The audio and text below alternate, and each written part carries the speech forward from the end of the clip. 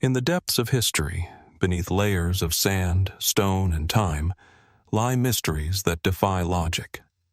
Ancient civilizations, lost to time, left behind relics and secrets that still baffle archaeologists today. What are the strange inscriptions found on forgotten temples? And what forces drove ancient cultures to create monuments that still resonate with mystery and awe? As we unravel the untold stories of these bizarre archaeological enigmas, prepare to question everything you thought you knew about our past. Join us as we uncover the chilling truths, if we dare. Nestled in the arid landscape of northern Peru, amidst the dry, dusty earth and the rugged foothills of the Andes, stands the Huaca del Sol, an imposing and mysterious monument that has long captivated archaeologists and historians alike. Its massive adobe structure towers over the surrounding plains, a silent testament to a civilization lost in time. For centuries, it has been partially buried beneath the sands, its true significance still largely shrouded in mystery. The Huaca del Sol, or Temple of the Sun, was once part of the Grand Chimu civilization, which thrived between the 9th and 15th centuries BC. At its peak, this monumental pyramid is believed to have been a center of power. Its vast size, over 140 feet in height and covering more than 20 acres, marking it as one of the largest adobe structures ever built in the Americas. It was constructed in successive layers, each one added over time, creating a multi-storied structure that likely had both religious and political significance. In many ways, the Huaca del Sol represents a contradiction. On the one hand, it is a marvel of ancient engineering, a symbol of the ingenuity of the Chimu people. Yet it also harbors a deep enigma, one that modern scholars have only begun to unravel. While the archaeological evidence surrounding the site suggests it was once used for ceremonial purposes, the specific rites performed within its walls remain unclear. Who exactly were the people who built this colossal structure, and what were they trying to achieve? Mainstream historians generally agree that the Huaca del Sol was constructed as part of the Chimu's religious practices, possibly dedicated to the sun deity, Inti, as suggested by its name. But as with many ancient ruins, unanswered questions remain. Why did the Chimu devote such immense resources to this single site? Was it merely a center for worship, or was it something more? A seat of political power, a place where the fate of the Chimu people was decided? While the archaeological record tells us much about the Chimu civilization's mastery of engineering, their social structures, and their artwork, it tells us little about their beliefs. What did they hope to achieve by creating such a monumental structure in a region that is, for much of the year, virtually barren? Was it a site of spiritual transcendence, or perhaps a symbol of their dominance over the harsh landscape they inhabited? These are questions that have continued to elude even the most dedicated scholars. As the centuries have passed, the Huaca del Sol has suffered the ravages of time, natural disasters, and human interference. In the 16th century, Spanish conquistadors looted the site, stripping it of its treasures. Earthquakes have caused portions of the structure to collapse, and much of the monument now lies in ruins. Despite these challenges, the Huaca del Sol remains a striking feature of the landscape, a shadow of its former grandeur, and a silent witness to a civilization that once ruled this region. But the mysteries surrounding the site go beyond its history. In recent years, a number of more speculative theories have emerged, suggesting that the true significance of the Huaca del Sol may be far more profound than previously thought.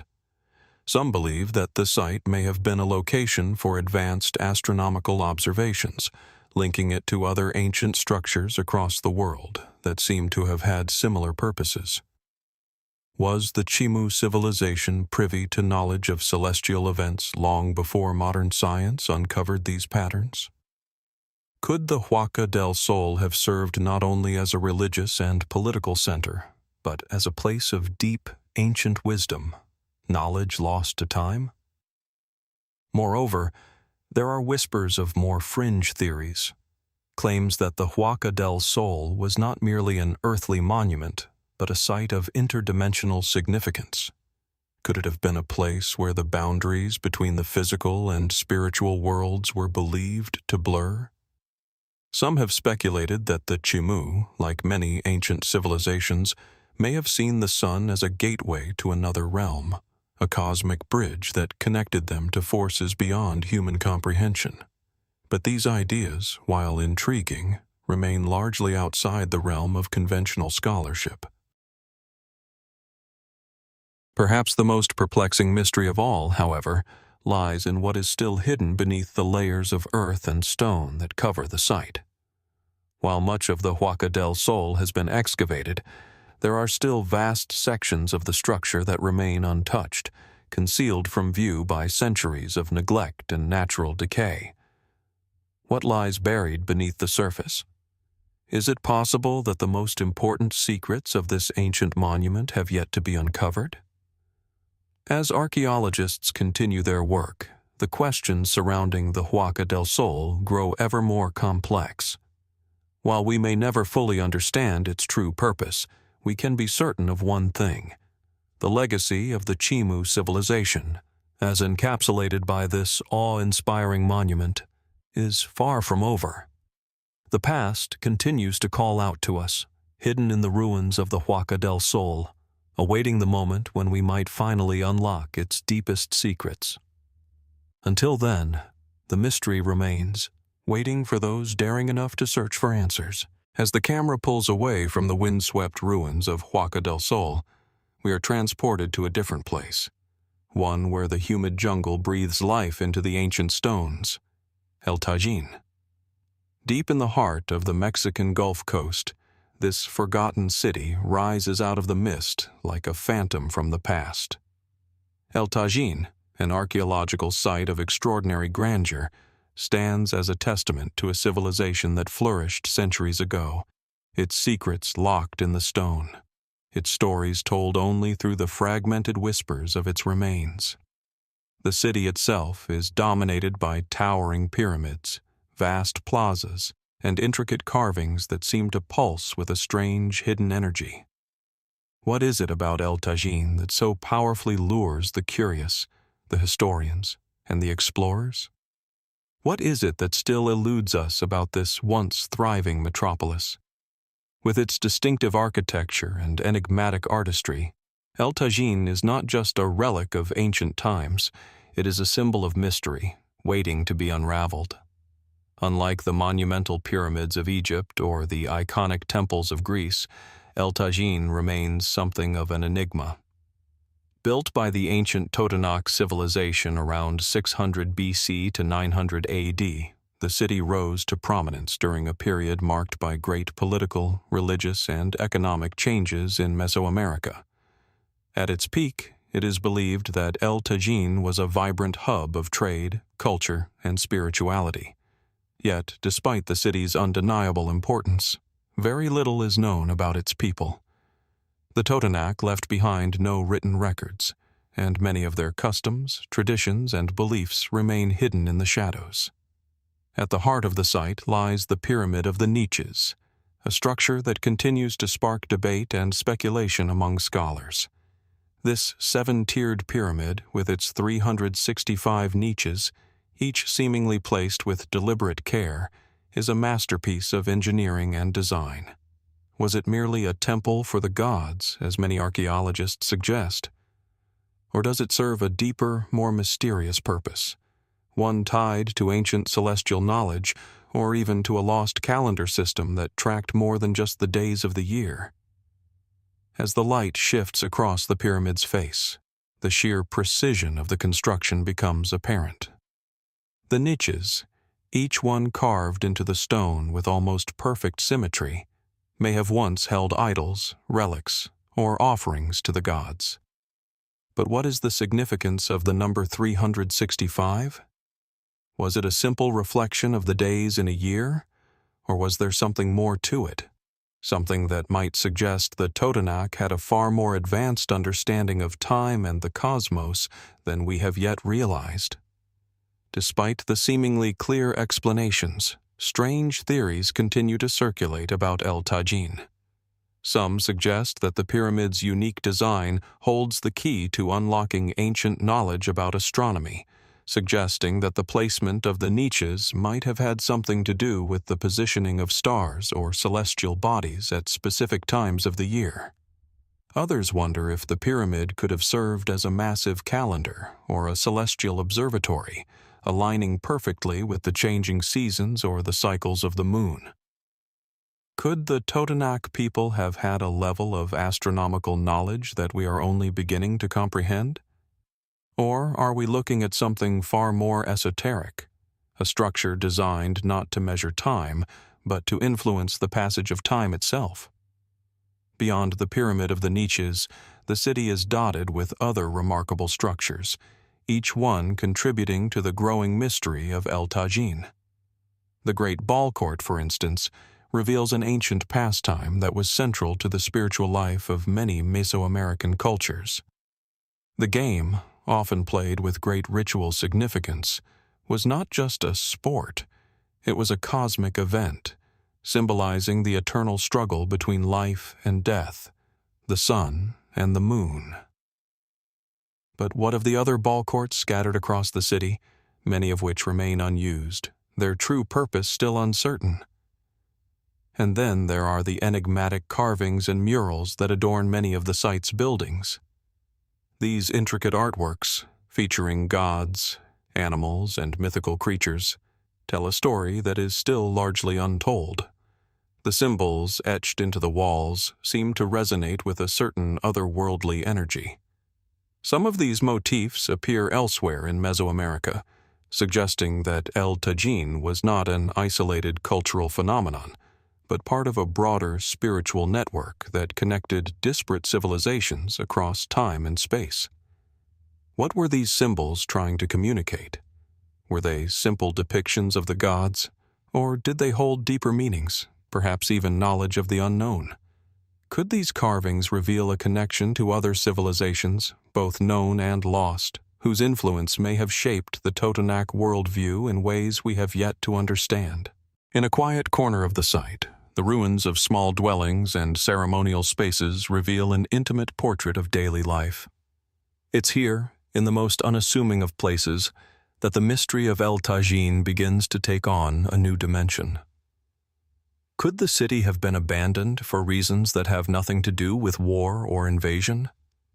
Was there a more inexplicable cause, perhaps an event that altered the very fabric of society, something that made the people of El Tajín abandon their city and vanish into the jungle? For centuries, scholars have speculated on the reason behind the fall of El Tajín.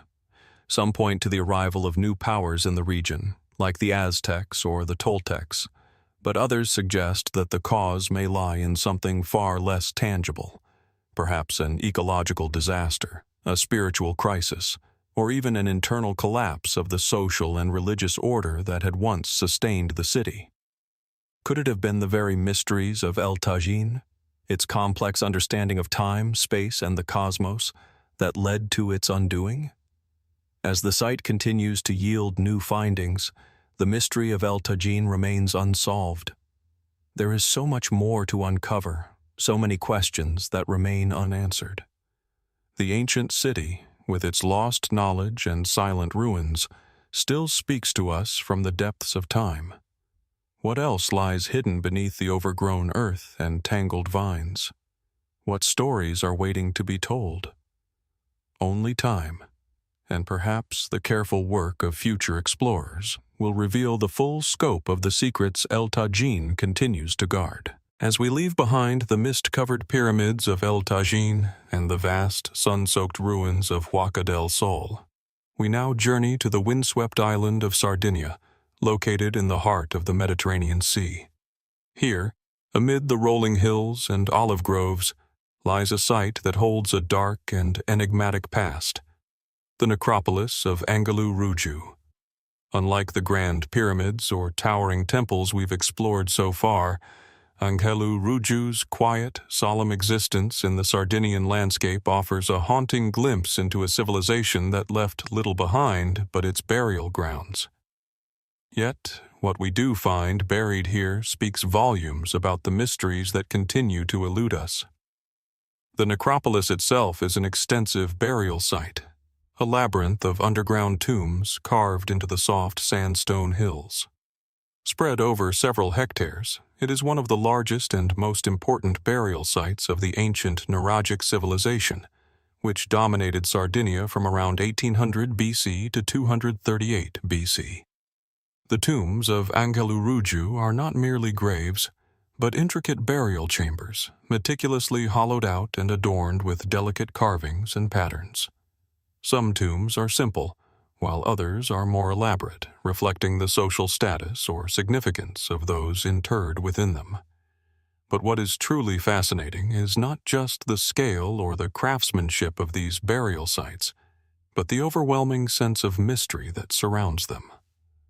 The tombs of Anghelu Ruju are predominantly Domus de Janus, which translates to Houses of the Fairies in Sardinian. The name itself hints at something supernatural, an ethereal connection between the living and the dead. These burial chambers, carved into the rock, were designed to resemble miniature houses, complete with doors, windows, and even benches carved into the stone. The resemblance to a living space, where one might expect a family to gather and commune, suggests that the Nuragic people believed in some form of afterlife, where the dead continued to play an active role in the lives of the living. But what exactly did the Nuragic people believe about death? And what were they hoping to achieve with these highly elaborate tombs? Were they just places of rest? Or were they sanctuaries where the living could commune with their ancestors? As with many ancient burial sites, the symbolism and intent behind the tombs are not easily understood. Some tombs contain large stone jars, perhaps once holding the ashes of the deceased, while others feature mysterious carvings, spirals, geometric patterns, and figures that appear to represent both human and animal forms. These motifs have led some to speculate that the Nuragic people may have been practicing a form of ancestor worship or shamanic rituals. Were they trying to ensure the protection of their ancestors in the afterlife? Or were these rituals connected to a deeper cosmological belief, one that intertwined the physical world with the spiritual? But while these theories are compelling, they do not fully answer the more profound questions raised by the necropolis of Anghelu Ruju. For one thing, the burial site is much older than many of the other known Nuragic settlements on the island, suggesting that the practices of the Nuragic civilization might have evolved over time, or perhaps that they were inherited from an even older, mysterious culture. Evidence suggests that Sardinia was inhabited long before the rise of the Nuragic people, and some even speculate that the island was home to a lost civilization, one whose secrets have long been buried beneath the layers of time. The mystery deepens when we consider the strange artifacts found in and around the tombs. These include bronze statuettes, fragments of pottery, and intricate jewelry, some of which suggest that the Nuragic people had contact with other Mediterranean cultures, such as the Mycenaeans or even the Phoenicians. Could the Nuragic civilization have been influenced by distant peoples, or could they have been the ones who passed on their knowledge of burial rituals and spiritual practices to other ancient cultures? The connections between Anghelu Ruju and other ancient Mediterranean cultures remain an open question, one that challenges our understanding of the interactions between ancient civilizations. But perhaps the most curious feature of Anghelu Ruju is the eerily calm, almost haunting atmosphere that pervades the site. The tombs, dug deep into the earth, have a shadowy, otherworldly quality. Visitors who approach the site often speak of a strange, palpable energy that seems to hang in the air. Is it the weight of history, or is there something more? There are reports of strange sounds, whispers, murmurs, carried on the wind, or of an unsettling stillness that seems to settle over the land, as if time itself has slowed to a crawl. The atmosphere at Anghelu Ruju invites questions that transcend the physical, questions that border on the metaphysical. What role does the land itself play in the creation of these tombs? Could the location have been chosen for its specific energy or resonance with the dead? Some have even speculated that the necropolis may align with certain astronomical or geomagnetic forces, much like other ancient sites across the world. Could the tombs have been constructed with celestial phenomena in mind, perhaps to align with specific stars or planets? Or were they designed to harness an unseen energy from the earth itself, drawing the spirits of the ancestors closer to the living? There are no definitive answers, and yet, the more we learn about Anghelu Ruju, the more questions arise. Why did the Nuragic people invest so much effort into these intricate, elaborate tombs? What was the true purpose of their burial rituals? Were they simply trying to honor the dead, or were they seeking to tap into something far more profound? A cosmic connection that transcended life and death. As archaeologists continue to study the necropolis of Anghelu Ruju, the mysteries of the site grow ever more intriguing. Despite decades of research and excavation, there are still many unanswered questions. The tombs continue to speak, though their language is one of silence, broken only by the whispers of the wind and the occasional distant murmur of the past. What might we yet uncover about this ancient site? What secrets still lie buried beneath the earth, waiting to be revealed? Only time, and perhaps a deeper understanding of the Nuragic people, will tell. But until then, the necropolis of Anghelu Ruju remains one of the most haunting and enigmatic burial sites in the ancient world, its mysteries as alive today as they were millennia ago. Leaving behind the shadows of Sardinia's ancient tombs, we now travel across the seas to the remote, wind-swept islands of the Outer Hebrides, off the northern coast of Scotland. Here, in the rugged landscape of the Isle of Lewis, stands a structure that raises just as many questions as it does answers. Dun Carloway. A brooding stone fort, partially reclaimed by the land. It towers over the sea like a sentinel from another time. But what is this enigmatic structure, and what was its true purpose? Its story, too, is one of mystery, steeped in the heavy mist of history. Dun Carloway, a well-preserved broch, rises from the earth with an almost otherworldly presence. Built around 2,000 years ago, during the late Iron Age, this remarkable round tower is one of the best examples of its kind in Scotland. Brochs, tower-like structures unique to the northern parts of Britain, are known for their dry stone walls, which are ingeniously constructed with an internal staircase and a hollow core. These architectural feats were often used as defensive structures, but the reasons behind their construction remain hotly debated among archaeologists and historians. Dun Carloway is no exception. Standing at nearly 30 feet tall and built using stone and turf, it was an impressive structure for its time, one that would have dominated the surrounding landscape. The walls are double-skinned, with a space between them, a feature that speaks to an understanding of both defense and the need for insulation against the harsh Scottish elements. Within the walls, there would have been multiple levels, possibly used for living quarters or storage, though some speculate that the upper floors may have been used for ceremonial purposes. It is easy to imagine the people who once called this fortress home, peering out from the narrow, almost impregnable windows. What did they see when they looked out over the barren moorlands and the churning sea? Were they guarding something, or were they simply standing watch over the rugged, unforgiving land they had claimed for themselves? Mainstream historians suggest that Dun Carloway, like other brochs, served primarily as a defensive structure, likely built by the Pictish or Celtic tribes of the Iron Age to protect against invaders or hostile forces. The location itself, perched high above the surrounding landscape, would have offered strategic advantages, making it a prime spot for surveillance and defense. Its thick stone walls and narrow entrances would have deterred any would-be attackers, while the elevated position allowed its inhabitants to spot danger from miles away. Yet, despite this accepted explanation, there are aspects of Dun Carloway's design that continue to defy easy categorization. The broch's size and complexity raise questions about its purpose. Was it truly just a stronghold for a tribe trying to ward off outsiders? Or was it something more? Something with a deeper cultural or spiritual significance? Could it have been a center of power, a place where leaders made decisions for their people? Or perhaps it was a ceremonial structure, used in rites that have long since been forgotten?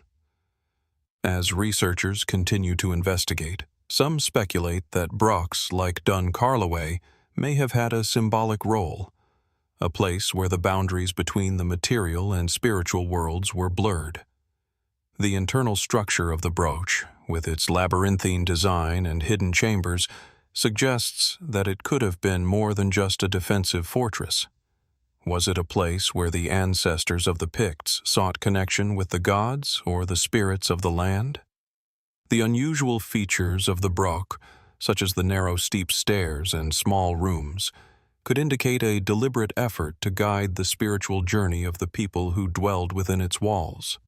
In a world where the living and the dead were often thought to coexist in a delicate balance, was Dun Carloway a bridge between these two realms?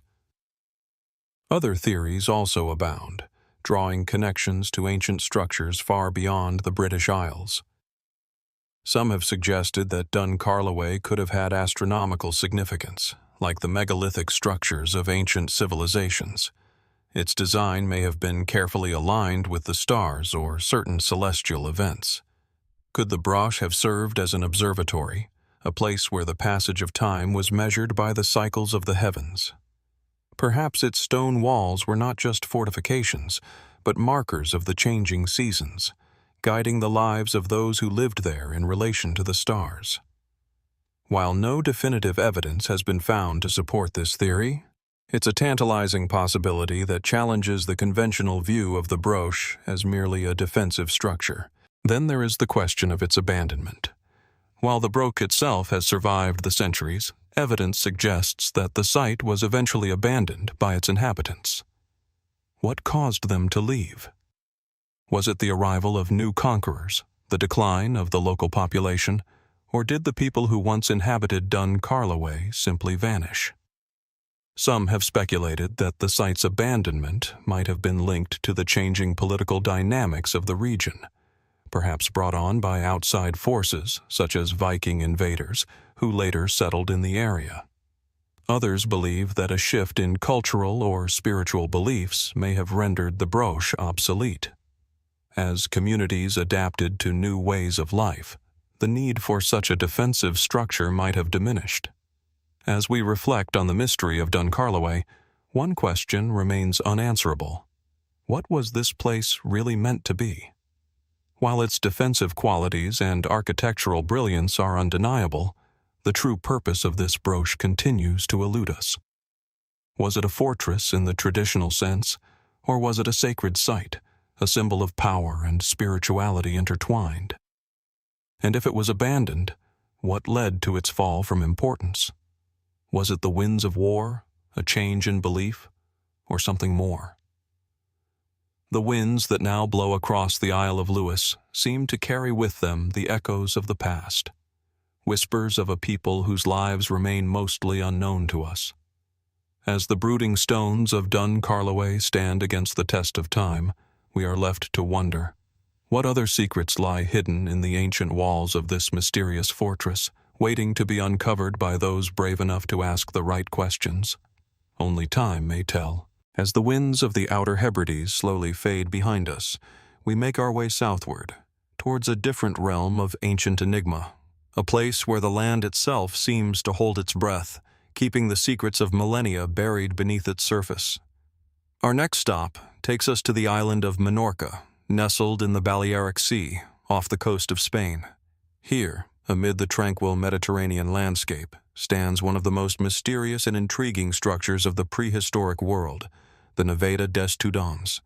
This imposing stone structure, resembling a giant inverted boat, rises from the dry, sun-drenched earth like a relic of a time forgotten. It is known as a Naveta, which translates to ship-shaped tomb, a name that reflects its distinct curving profile that mimics the hull of a boat.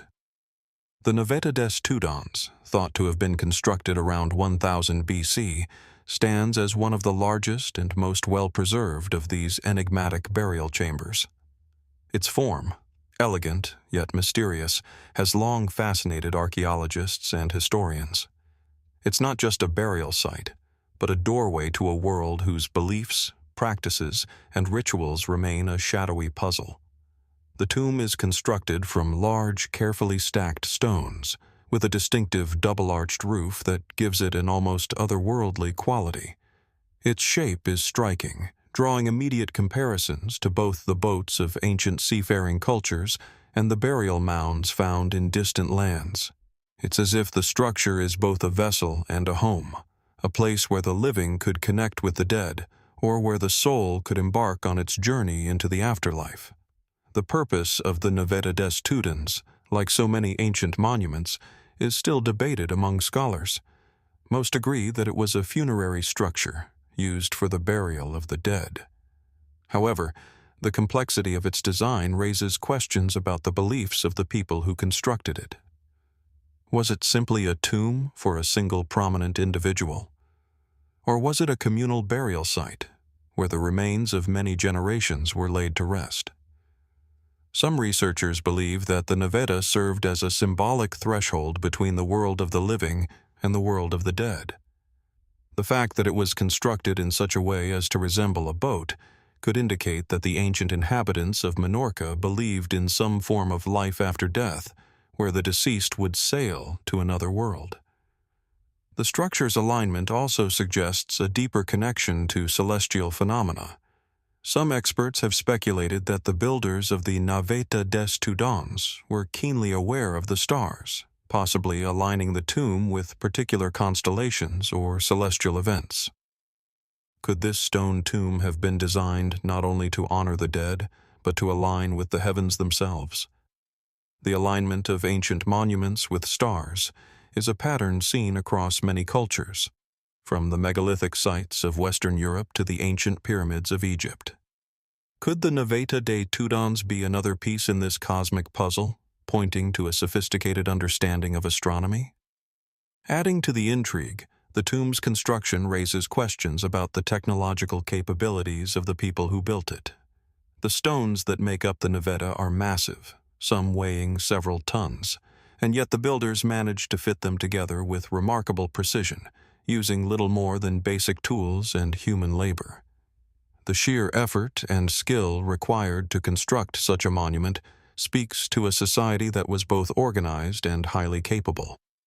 But how did they manage to move and position these heavy stones?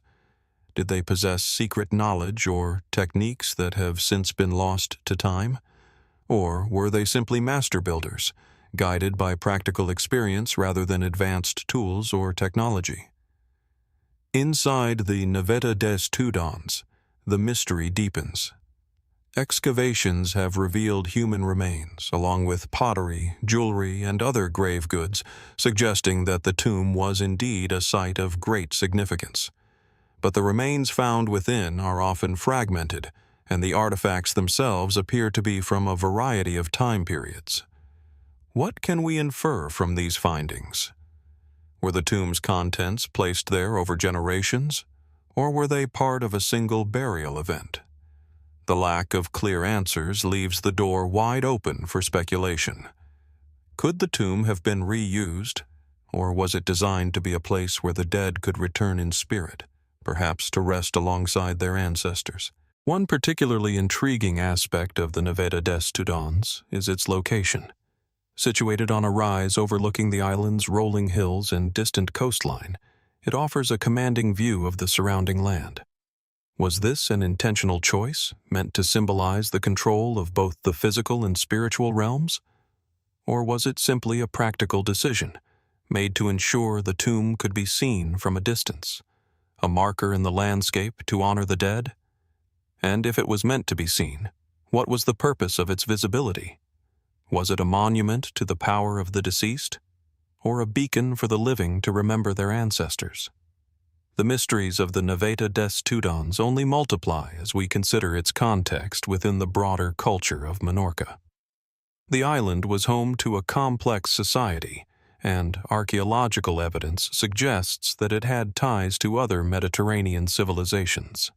The design of the Naveta, with its striking resemblance to the boats of seafaring cultures, hints at a society that was deeply connected to the sea.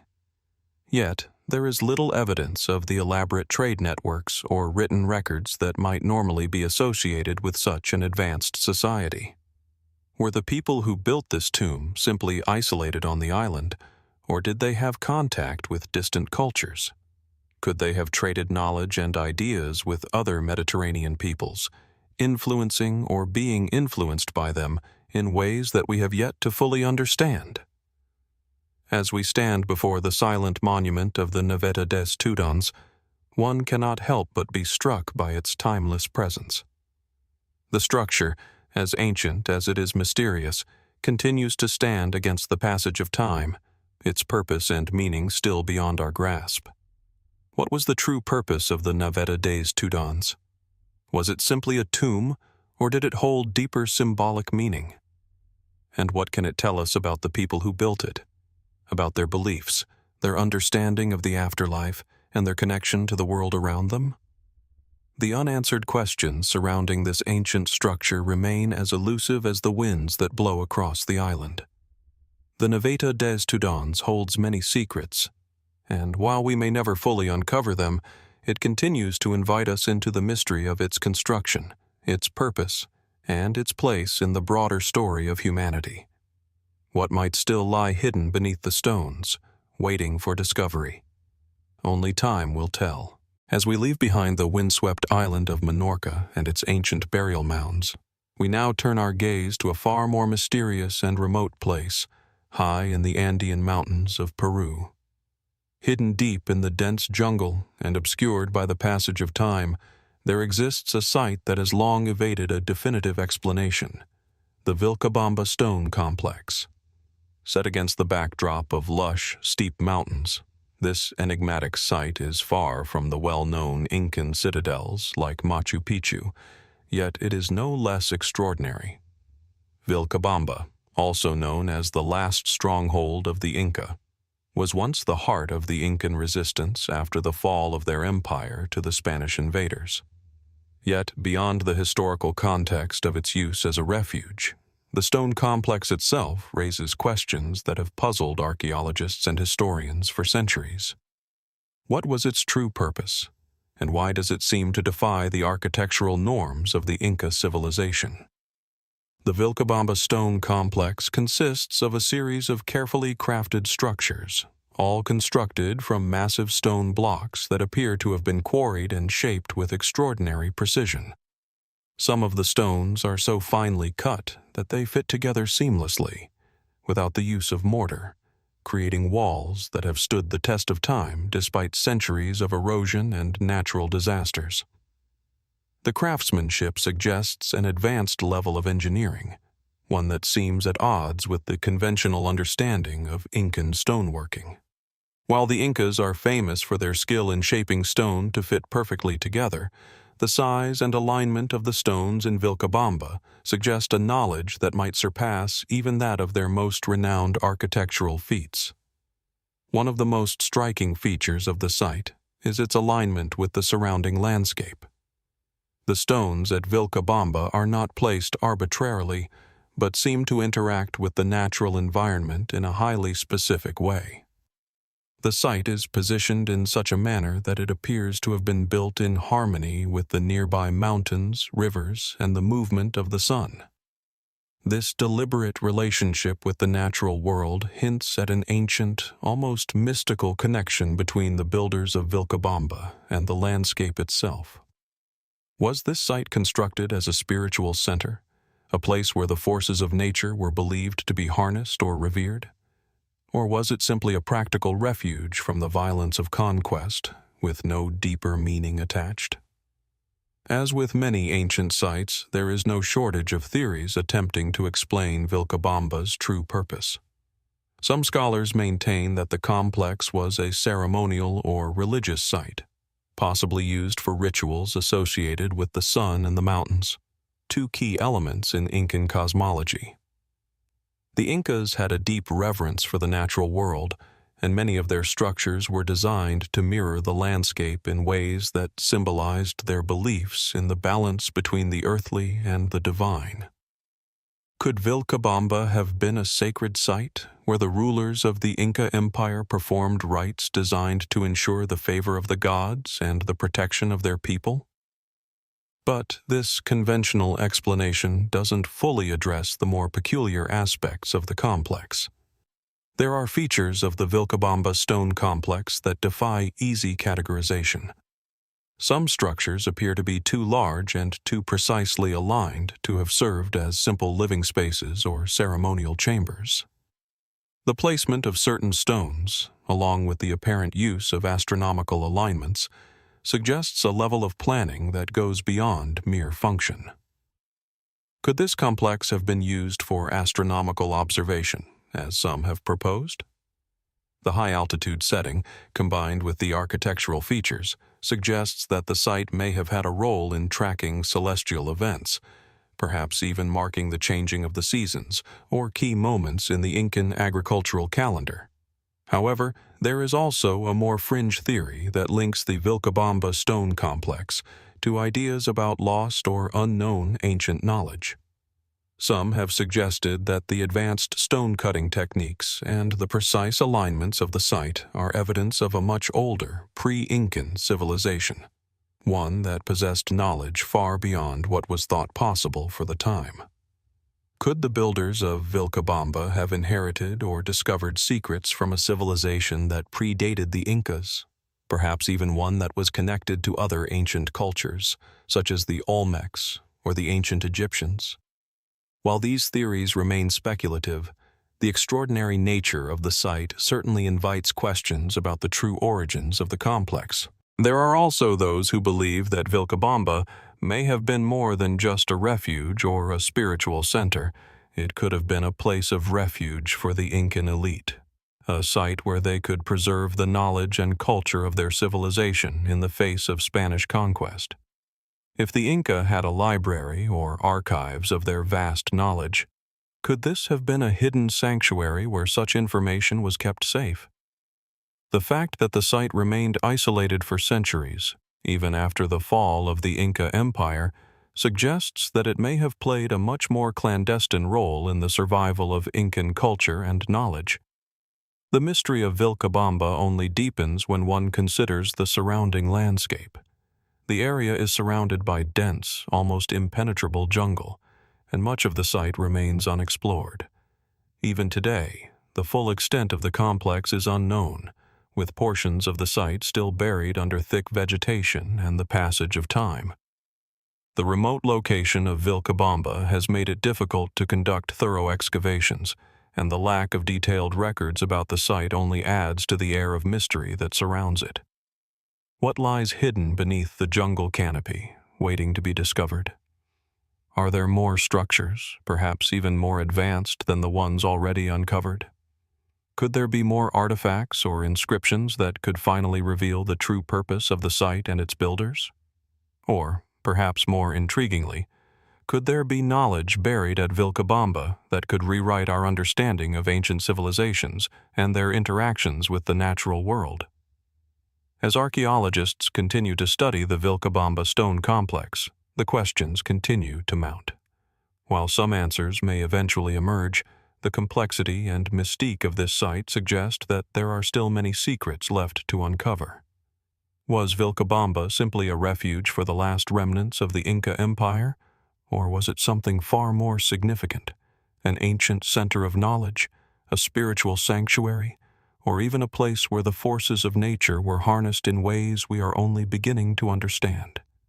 The answers remain elusive, and the mystery of Vilcabamba persists, inviting us to ask, What else might be hidden beneath the stones, waiting to be revealed by the curious and the determined? As the mysteries of the Andean mountains fade into the mist behind us, we now turn our attention to another corner of the world, where ancient stones rise from the earth, shrouded in secrecy and legend.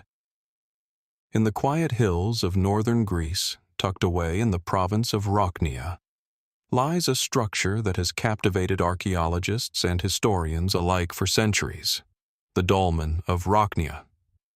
This ancient megalithic tomb, composed of massive stones that have withstood the ravages of time, stands as a monument to a long-forgotten people. The Dolmen of Roknia is an imposing sight, its large, flat capstones resting atop upright slabs of stone, creating a small, shelter-like structure.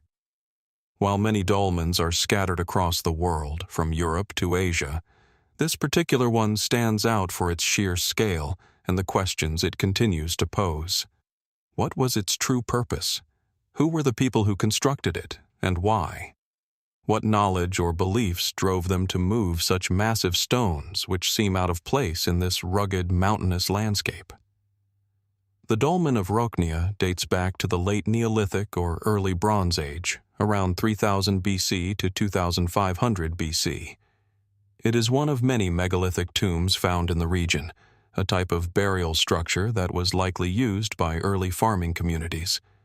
The dolmen's design is striking in its simplicity, a large rectangular chamber covered by a massive stone slab, creating a tomb that is both solid and enduring. The tomb's form is functional, and yet, the fact that it was constructed with such monumental effort and precision raises more questions than answers. Traditionally, dolmens are understood to have served as communal tombs, places where the remains of several individuals might be interred. But the Dolmen of Roknia seems to be more than just a simple burial site. It is aligned with the surrounding landscape in such a way that it seems to echo ancient ideas of the cosmos. Could it have been constructed to align with celestial events, like the rising or setting of the sun or the stars? The positioning of the dolmen, facing the horizon, suggests that it might have had a symbolic or ritualistic significance, a place where the people of Roknia could commune with the natural world or even the divine. The large, heavy stones used in its construction are a testament to the skill and determination of its builders. How did the people of this region, living so long ago, manage to move such massive stones, some weighing several tons, across the rugged terrain? While the use of rudimentary tools and sheer human effort likely played a role, some researchers wonder whether they possessed knowledge of techniques that have been lost to history. Did they have the means to transport and lift these heavy stones in a way that modern technology might not easily replicate? The dolmen's construction raises the possibility that these early people were not just skilled workers, but possessed an understanding of engineering far more advanced than we give them credit for. Yet the more we look at the Dolmen of Roknia, the more questions arise. Its isolated location, far from any known centers of early civilization, suggests that it may have had a very specific cultural or religious role within the community that built it. The surrounding landscape is wild and untamed, yet the dolmen stands firm, as if anchoring the people to the land. Was this an act of reverence, a way to mark a place of sacred importance, where the spirit of the land could meet the spirit of the dead? The mystery deepens when we consider the fact that the dolmen has been disturbed over time. Looters have pilfered its contents, and centuries of natural wear have eroded parts of its structure. What did the builders of this tomb intend to place inside? Were there once carvings, offerings, or treasures left behind to accompany the dead on their journey to the afterlife? What can the remaining remnants of the tomb tell us about the beliefs of the people who built it? Was it simply a place for the dead, or did it also serve as a symbol of the connection between the living and the divine, the earthly and the spiritual? One of the most intriguing aspects of the Dolmen of Roknia is its connection to the broader megalithic traditions that span across Europe and the Mediterranean. From the stone circles of Britain to the dolmens of France and beyond, there is a pattern of large stone structures built by ancient peoples whose purposes remain shrouded in mystery. While many of these megalithic sites were likely constructed as tombs, others may have had astronomical or ritualistic significance. Could the Dolmen of Roknia have been part of this larger network of sites, all aligned with the movements of the heavens and the rhythms of the earth? Was it a marker of time, a place where ancient peoples could measure the passage of seasons or track celestial events, much like the Neolithic cultures of Britain and Ireland did with their stone circles? Theories about the dolmen's construction and purpose range from the practical to the mystical.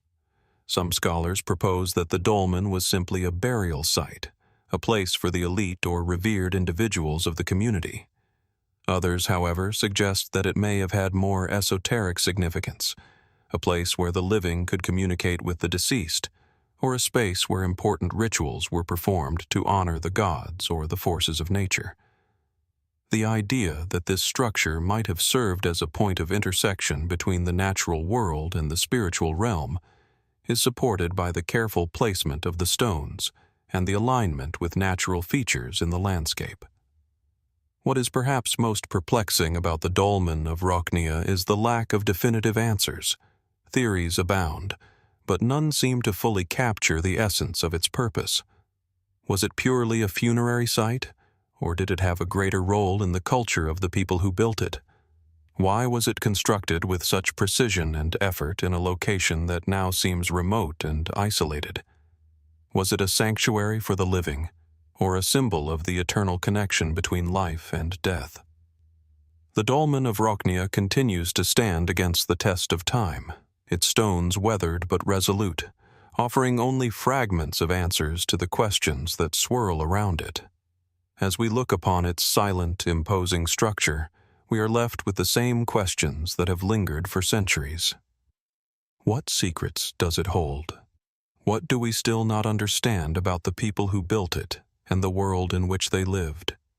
The answers remain hidden, perhaps lost forever, or waiting to be uncovered by those who dare to ask the right questions. After the silence of the Dolmen of Roknia and the shadows of ancient tombs, we now journey to a remote corner of the Orkney Islands, off the northern coast of Scotland, where a strange and solitary stone sits, its purpose and origin still a subject of speculation and wonder. The Dwarfie Stane, an enigmatic monolithic structure, stands alone in the windswept landscape, its presence as perplexing as the mystery surrounding it. What was it? And who were the people that left such an unusual and intriguing mark on this isolated place? The Dwarfie Stane is not just a stone. It's a massive, naturally occurring rock that has been hollowed out with astonishing precision. Roughly 10 feet high and nearly 12 feet long, this monolith is unlike any other stone formation in the British Isles. What makes it so remarkable and so intriguing is the series of chamber-like spaces carved into its solid granite core. These chambers, accessed by a narrow entrance at the base of the stone, are thought to have been deliberately created by human hands. But the question is, why? What were they for? The history of the Dwarfie Stane is murky at best. It is believed to have been carved during the Neolithic period, around 5,000 years ago, although some suggest that its construction could have occurred as late as the Bronze Age. The site itself is located on the island of Hoy, one of Orkney's more rugged and remote islands, which gives the stone a certain mystique, a sense of isolation that seems to reinforce the idea that this was a place set apart from the rest of the world. It's as if the very landscape, the rolling hills, the sea-washed cliffs, the howling winds, conspired to hide this curious structure from the eyes of all but a select few. The chambers themselves are small, narrow, and almost impossibly precise in their construction. There are no obvious tools or marks left behind to indicate how the hollowing out of the stone was achieved, adding to the intrigue. Some theories suggest that it was done using rudimentary tools, perhaps stone hammers or chisels, while others speculate that more advanced methods, now lost to time, might have been used. What is clear, however, is that the effort required to carve such a solid rock formation must have been immense. Despite the simplicity of its form, the Dwarfie Stane's placement and structure seem to suggest a level of intention that goes beyond mere practicality. Some believe it may have been a tomb, with the chambers serving as final resting places for the deceased. But there is no direct evidence to confirm this theory. The chambers, though they could accommodate a body, have no visible signs of human remains or offerings, an absence that raises more questions than answers. Was it a tomb or something else entirely? One possibility is that the Dwarfie Stane was a place of ritual or spiritual significance.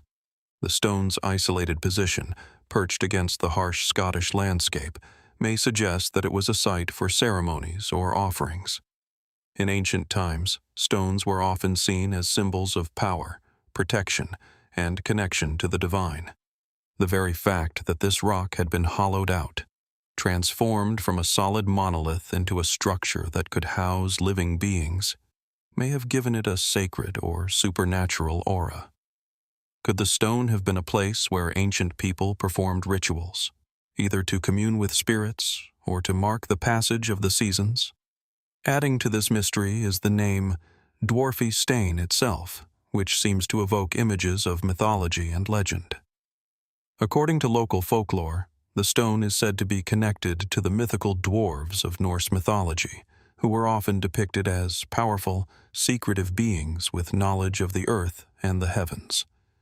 Some believe that the name reflects an ancient belief in supernatural entities that inhabited the stone, or that the site was thought to be a portal to another realm.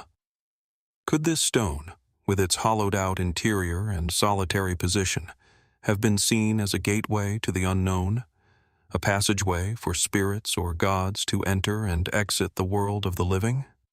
Despite the centuries of exploration and speculation, there is no definitive explanation for the Dwarfie Stane. Some archaeologists maintain that it was likely a burial site, perhaps even a place for ritual burial of leaders or important figures. Others believe it could have had a more utilitarian function, like a shelter or a resting place for travelers or those seeking sanctuary. But what of the more fringe theories, ones that stretch the boundaries of conventional archaeological thought? One such theory posits that the Dwarfie Stane could have served as an ancient observatory or a calendar marker. Its alignment with the surrounding landscape, the placement of its chambers, and the possibility that the stone was used to track celestial events are all elements that hint at the possibility that the builders were guided by a knowledge of the stars. Was the Dwarfie Stane an early attempt to align a structure with the movements of the heavens, much like the stone circles of other ancient cultures? Some have even speculated that it may have been a place where the solstices and equinoxes were marked, linking the site to the cycles of the sun and moon. In the absence of clear evidence, these speculative theories continue to circulate, but even the most conventional explanations leave much to ponder. Why was such an effort put into hollowing out a single stone? What was the role of this solitary structure in the lives of those who built it? Was it purely practical, or was it imbued with meaning far beyond our comprehension today? The Dwarfie Stane's lack of definitive answers only deepens the mystery. Its location, remote yet powerful, its design, simple yet precise, points to an ancient culture that, even in their most basic tools and techniques, created something lasting and profound. The questions surrounding its purpose remain as intriguing as the stone itself. What if this stone was not simply a tomb, not just a shelter, but something that bridged the gap between the natural world and the supernatural? What if it was a place where the forces of the earth and sky were believed to meet, a site for communion with powers beyond human understanding? In a world where so much is lost to time, The Dwarfie Stane stands as a silent sentinel, a reminder that some mysteries may never fully be solved. And as we look upon its hollowed-out surface, we are left to wonder, what secrets might still lie hidden, waiting for the right questions to be asked, waiting for the past to speak. Leaving behind the isolated stone chambers of the Orkney Islands, we now journey deep into the heart of the Nile Valley, to a site that remains shrouded in mystery despite its proximity to the great civilizations of the ancient world. In the northeastern corner of Sudan, not far from the banks of the Nile, lies the ancient city of Kerma, home to a monumental structure known as the Deffufa. This mysterious building, unlike anything else found in Egypt or Nubia, has left archaeologists and historians baffled, wondering about the people who built it, their intentions, and what this curious monument might have represented in the grand scheme of ancient history. The Deffufa stands tall against the endless expanse of the Nubian desert, its towering mud brick structure rising like an ancient sentinel over the ruins of Kerma. Constructed from sun-dried mud bricks, this monumental platform is unlike anything found in the surrounding region, giving it an aura of mystery and purpose that transcends the typical buildings of the time. At over 20 meters high, the Deffufa was once a towering structure that dominated the landscape, visible from miles around. Its shape is unmistakable, a stepped pyramid of sorts, with a flat top and steep sides that suggest a significant ceremonial or religious function. What truly sets the Deffufa apart, however, is its location and construction materials. While many of the great pyramids and temples of the ancient world were built with stone, the Deffufa was constructed from mud brick, a material that, though abundant, doesn't have the enduring qualities of stone. Yet, despite the relative fragility of its construction, the Deffufa has stood the test of time, surviving centuries of erosion, looting, and the ravages of climate. This durability speaks to the significance the structure held for its builders. But why was it built from mud brick? Was it simply a matter of availability, or did the material itself carry some deeper symbolic meaning? Kerma, the city that surrounds the Deffufa, was once a thriving urban center in ancient Nubia, with roots going back to around 2000 BC. It was the capital of the Kingdom of Kush, which would later play a central role in the history of Egypt and the surrounding regions. The kingdom was a powerful force in its own right, and its rulers often clashed with the pharaohs of Egypt. In fact, the history of Kerma and its people is a fascinating study of power, trade, and cultural exchange. But despite the prominence of this ancient civilization, little is known about the people who built the Deffufa. Who were they? And why did they choose to construct such an imposing, enigmatic structure? The Deffufa itself, with its distinct design and location, suggests that it was more than just a simple tomb or ceremonial structure. Its sheer size and complexity indicate that it had significant importance to the people of Kerma. Some scholars believe that it was a temple, dedicated to the gods, where rituals and sacrifices were conducted. Others speculate that it was a royal palace or a place of royal burial, a final resting place for the powerful rulers of the Kushite dynasty. While no direct evidence has been found to confirm either theory, the Deffufa's prominence within the city of Kerma certainly points to its central role in the life of the ancient kingdom. Yet, despite its size and importance, the Deffufa remains almost completely empty. Unlike the elaborate tombs of Egypt or Mesopotamia, the Deffufa has yielded no significant treasure, no elaborate grave goods, no human remains. What then was its purpose? Was it ever meant to house the remains of a great king? Or was it simply a monumental platform for ceremonial purposes? Could it have been used to host rituals dedicated to the gods, or perhaps as a place for astronomical observations? The mystery of its function only deepens when one considers the relatively small scale of the city of Kerma itself. What was the significance of such a monumental structure in a city that, by many standards, was relatively small and isolated compared to the grand cities of Egypt or Mesopotamia. The question of why the Deffufa was abandoned remains another key enigma. The city of Kerma itself began to decline around 1500 BC, largely due to the growing power of Egypt. The Egyptian pharaohs, who had long maintained a complex relationship with the kingdom of Kush, eventually destroyed Kerma, and its people were absorbed into the Egyptian empire. Did the fall of Kerma and the rise of Egypt contribute to the abandonment of the Deffufa? Was it simply left to decay, its purpose lost in the wake of shifting political and cultural tides? Or did the people of Kerma abandon it for reasons more mysterious, tied to the collapse of their society or their relationship with the gods? Some scholars have even posited that the Deffufa may have had astronomical significance. Its alignment, with its flat top and the expansive view it offered over the desert, suggests that it might have been used to track the movement of celestial bodies or the cycles of the sun. In ancient cultures, such structures were often built in alignment with key astronomical events, such as solstices and equinoxes, to mark the passage of time or the changing of seasons. Could the Deffufa have served such a purpose? Was it a place where the people of Kerma observed the heavens, perhaps seeking to connect with the divine or to predict the future based on the movement of the stars? As fascinating as these theories are, they do not provide definitive answers.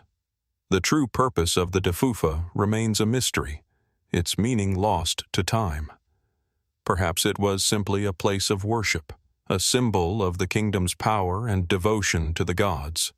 Or perhaps it was a more complex structure, tied to the astronomical, religious, or even political beliefs of the people who built it.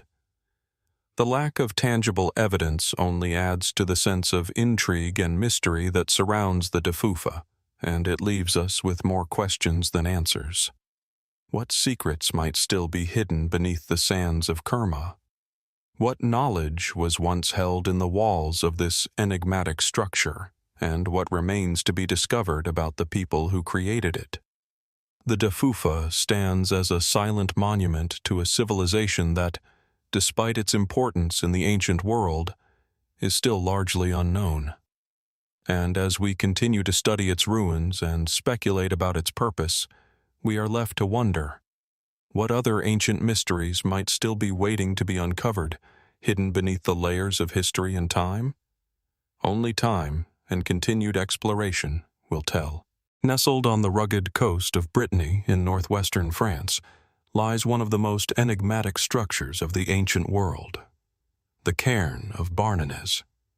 Visible from a distance as a large, weathered mound rising from the earth, this monumental burial site is over 6,000 years old, predating even the construction of the Egyptian pyramids. The site is an unassuming landscape of stone and earth. Yet beneath its exterior, a labyrinth of ancient corridors and chambers holds secrets that have eluded historians and archaeologists for centuries. The Cairn of Barnenez is no ordinary burial mound. Spanning over 70 meters in length and standing up to 8 meters high, it is the largest megalithic cairn in Europe, constructed from thousands of stones, some weighing several tons. The sheer scale of the cairn suggests that it was not only a burial place, but also a place of great importance to the people who built it. Its design, with its intricate network of passageways, points toward an advanced understanding of both engineering and spirituality. Inside the cairn, archaeologists have uncovered a complex arrangement of 11 chambers, each meticulously constructed from massive stone slabs. These chambers, connected by narrow passageways, were likely used for the burial of high-ranking individuals. However, what remains truly baffling is the sheer number of stones that make up the cairn and the fact that, at the time of its construction, the people who built it did not possess the wheel or metal tools. How could such a sophisticated structure be erected with only basic tools made of flint and wood? Theories about its purpose vary. Mainstream archaeologists suggest that the cairn was built as a tomb, a final resting place for an ancient elite. Some argue that it may have served as a site for ancestor worship, a belief common among prehistoric peoples, where the dead were revered and their spirits invoked to guide the living. Others point to its alignment with the movements of the sun, raising the possibility that it was also used for some form of ritual or celestial observation, though no definitive evidence exists to support this. Despite these more traditional explanations, the Cairn of Barnenez has also been the subject of more speculative theories. Some have suggested that the cairn's complexity and the massive size of the stones indicate that it was not just a tomb, but a site of some lost advanced civilization, perhaps even a connection to the builders of the ancient pyramids or other megalithic structures around the world. These theories lean heavily on the idea that ancient peoples were capable of far more than we give them credit for, suggesting that the Cairn of Barnenez might be part of a global network of prehistoric monuments that share an unknown, profound purpose. Could the builders of Barnenez have been influenced by knowledge passed down from an even more ancient culture, one that predates recorded history? Or perhaps the cairn is a product of local ingenuity, a remarkable feat achieved with the tools available at the time, driven by a sense of religious or spiritual necessity. Yet, as with many ancient mysteries, there are gaps, unanswered questions that continue to stir the imagination. One of the most intriguing aspects of the Cairn of Barnenez is the ongoing mystery surrounding the construction of the site itself. While the stone slabs used to form the cairn's chambers are clearly of local origin, no one can say for certain how the builders managed to transport and position these enormous stones with such precision. The process of quarrying, transporting, and placing these stones would have been a Herculean effort, requiring a level of organization, labor, and coordination that seems almost inconceivable for such a distant time. How did they move such massive stones? Could they have used techniques now lost to history, perhaps involving a combination of primitive engineering and spiritual rituals that gave them the strength to complete this monumental task? The mystery deepens when considering the age of the cairn. Radiocarbon dating places its construction around 4,500 BC, a time when humanity was still in the early stages of agricultural development. Yet, the sophistication of the cairn's construction challenges the conventional understanding of what early human societies were capable of.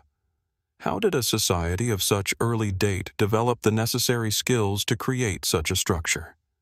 Was the knowledge to build something like Barnenez passed down from even earlier, forgotten cultures? Or was it the product of an entirely different and now lost form of societal organization? There is also the question of the cairn's use over time. In its early years, it likely served as a place of ritual significance, a burial mound for elite individuals or important figures. But what happened in the centuries that followed? The cairn is believed to have been used for several millennia, and yet its function seems to have shifted over time, possibly becoming a place of pilgrimage or even a marker for ancient trade routes.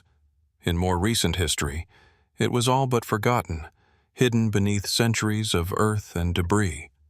How much knowledge of its original purpose has been lost? Could there be clues, still buried within the cairn's depths, that would reveal its full significance? Despite all that has been discovered about the Cairn of Barnenez, much remains unknown. The questions surrounding the cairn's construction, its purpose, and its true meaning have not been answered, and perhaps they never will be. Yet, there is something deeply compelling about this ancient site, a lingering sense that it holds a secret, a key to understanding a distant past that, for reasons unknown, is reluctant to reveal itself. Perhaps, in the quiet shadows of Barnenez, there is still something waiting to be uncovered, a whisper from the past that speaks of a time long gone, when the earth itself was shaped by hands and minds that we have yet to fully comprehend. As we leave behind the monumental stillness of Barnenez, we find ourselves drawn to a new mystery, tucked away in the rolling hills of the Caucasus Mountains, far from the familiar sights of ancient Europe. Here, in the heart of the land once known as Colchis, stands the imposing and enigmatic Abuli Fortress. Situated atop a high ridge, the fortress is an awe-inspiring sight. Its walls, though eroded by time, still cling to the rocky slopes, and the stonework, while weathered, suggests a level of craftsmanship that is rare for the region's pre-Christian era. From this vantage point, one can overlook the surrounding valleys, a sprawling expanse of rugged terrain and dense forests. The fortress's strategic location would have made it an ideal military stronghold, controlling both the land and the trade routes that passed through these mountains. Yet, despite its obvious practical value, there is a deeper mystery that surrounds Abuli Fortress, one that remains unsolved. The fortress itself is not particularly large, but its design speaks volumes about its creators. Made of massive stone blocks meticulously fitted together, the structure's walls are punctuated by large defensive towers, which suggest a society prepared for war. Archaeologists believe that Abuli Fortress was constructed sometime during the late Iron Age, around the 3rd century BC, though some speculate it could be even older, with its origins possibly stretching back as far as 500 BC. Whoever built it, however, was clearly adept at fortification, able to carve a secure stronghold into the very mountain it sat upon. The fort's position, perched precariously on the ridge, would have offered unparalleled views of any approaching invaders, giving its inhabitants the advantage of time to prepare. Yet, the fortress's isolated location raises a key question. Who were these people? And why did they choose such a difficult and inaccessible site to build their stronghold? Mainstream archaeological theories suggest that Abuli Fortress was a part of the larger defense network of the ancient kingdom of Colchis, a powerful state that controlled much of the Black Sea coast during the time of Greek colonization. The Colchians, known in myth as the bearers of the Golden Fleece, were famed for their wealth and their warrior culture. According to historical accounts, they were also frequently at war with neighboring tribes and empires, including the Greeks and later the Romans. The fortress, therefore, was likely built as a defensive structure, guarding the kingdom's borders and serving as a symbol of Colchis's power. However, the fortress at Abuli tells a more complicated story.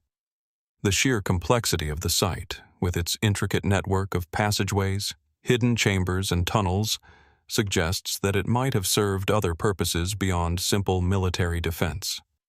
Was it merely a fortification, or did it play a role in something more ceremonial or political? The people who built Abuli were not just warriors but also craftsmen and engineers. The advanced construction techniques employed in the fortress's design suggest a society with an understanding of geometry and architecture far beyond what would be expected for such an early period. Could this fortress have also been a seat of power, a place where rulers and priests conducted sacred rituals and managed the affairs of the kingdom?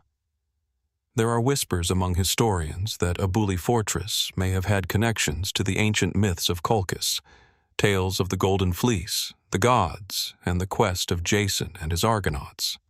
Was the fortress a sanctuary or a repository of sacred knowledge? Some have speculated that the fortress could have been built atop ancient religious sites, perhaps even a temple to the gods of the Colchians, whose myths tell of an otherworldly connection to the heavens. Could the site have been a center of worship, with the fortress serving as both a protective measure and a place for ritual sacrifice?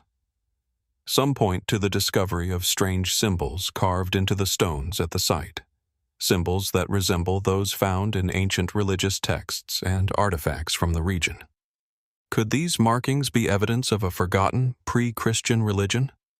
Were they an attempt to invoke the gods of the Colchians, in the hope that they would protect the kingdom from the threats it faced? As much as the fortress seems to speak to its military and defensive purpose, the mystery deepens when considering its eventual abandonment. By the 1st century AD, the fortress had been abandoned and forgotten, its stones slowly eroding under centuries of exposure to the elements. No historical records exist to explain why this once proud stronghold was deserted, but the question lingers. What caused the people of Abuli to leave? Was it invasion, internal strife, or something more unexpected, like the collapse of the kingdom of Colchis itself? Could there have been a catastrophic event, perhaps an earthquake or a plague, that led to the swift desertion of the site? Moreover, there is another intriguing question surrounding the history of Abuli Fortress. Could the site have been constructed by a civilization older than the Colchians? Some researchers have suggested that the construction of Abuli could be tied to the earlier, mysterious inhabitants of the Caucasus, peoples whose cultures have been largely lost to history. These theories hint at the possibility that Abuli was not built by the Colchians, but by an even more ancient group who may have been responsible for other megalithic sites in the region. If this is the case, then Abuli may represent a far deeper mystery, one that stretches back to the very dawn of civilization in the Caucasus. In fact, some scholars have proposed that the fortress was not even built for the Colchians at all, but for another civilization entirely, one that vanished long before the kingdom of Colchis rose to power. Could Abuli Fortress be an artifact of a forgotten people, whose very existence is now known only through the remnants of their stone structures? The advanced engineering and the strategic location of the fortress seem to point to a people with knowledge and skills far beyond what we typically associate with the Iron Age. Could this suggest a lost civilization with capabilities that we can barely comprehend? Perhaps the most enduring mystery of Abuli Fortress is not just its origins, but its purpose. What exactly were the people who lived there protecting, and why did they choose such an isolated and seemingly impractical location to build their stronghold? Was it a last refuge, a place to protect sacred relics, or a symbol of their dominance over the land? Even after all the research and theories, Abuli Fortress remains a place of quiet mystery, waiting for those who are willing to uncover its secrets. Who were the people who built this strange and powerful site? What knowledge did they possess, and what drove them to create such an imposing structure in such a remote place? Perhaps, like so many ancient sites, Abuli holds the answers to questions that we have yet to ask, or that we are not yet ready to hear. The fortress still stands, a silent witness to an ancient past.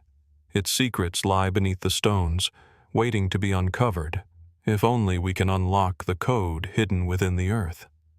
What might still be hidden, buried beneath the crumbled stones of Abuli, remains a mystery, one that beckons to the curious and the brave, inviting them to venture deeper into its shadows.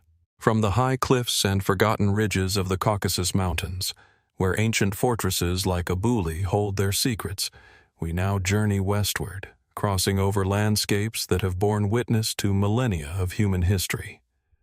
As we step deeper into the rugged terrains of Sardinia, an island in the heart of the Mediterranean, we come across yet another enigma, one that has long perplexed archaeologists and historians alike, the mysterious site of Monte Baranta. Rising above the rolling hills of northern Sardinia, Monte Baranta is home to a vast, complex, and often overlooked archaeological site. At first glance, the site appears to be little more than a cluster of stone structures scattered across the uneven ground, with some walls still standing amidst the craggy landscape. Yet, the more closely one examines the place, the more one begins to uncover the unsettling truth that this is no ordinary ancient settlement. Nestled between the peaks of the island's lush interior, Monte Baranta seems to have been built with purpose and precision, a place that was not only strategically significant, but also richly imbued with mysteries.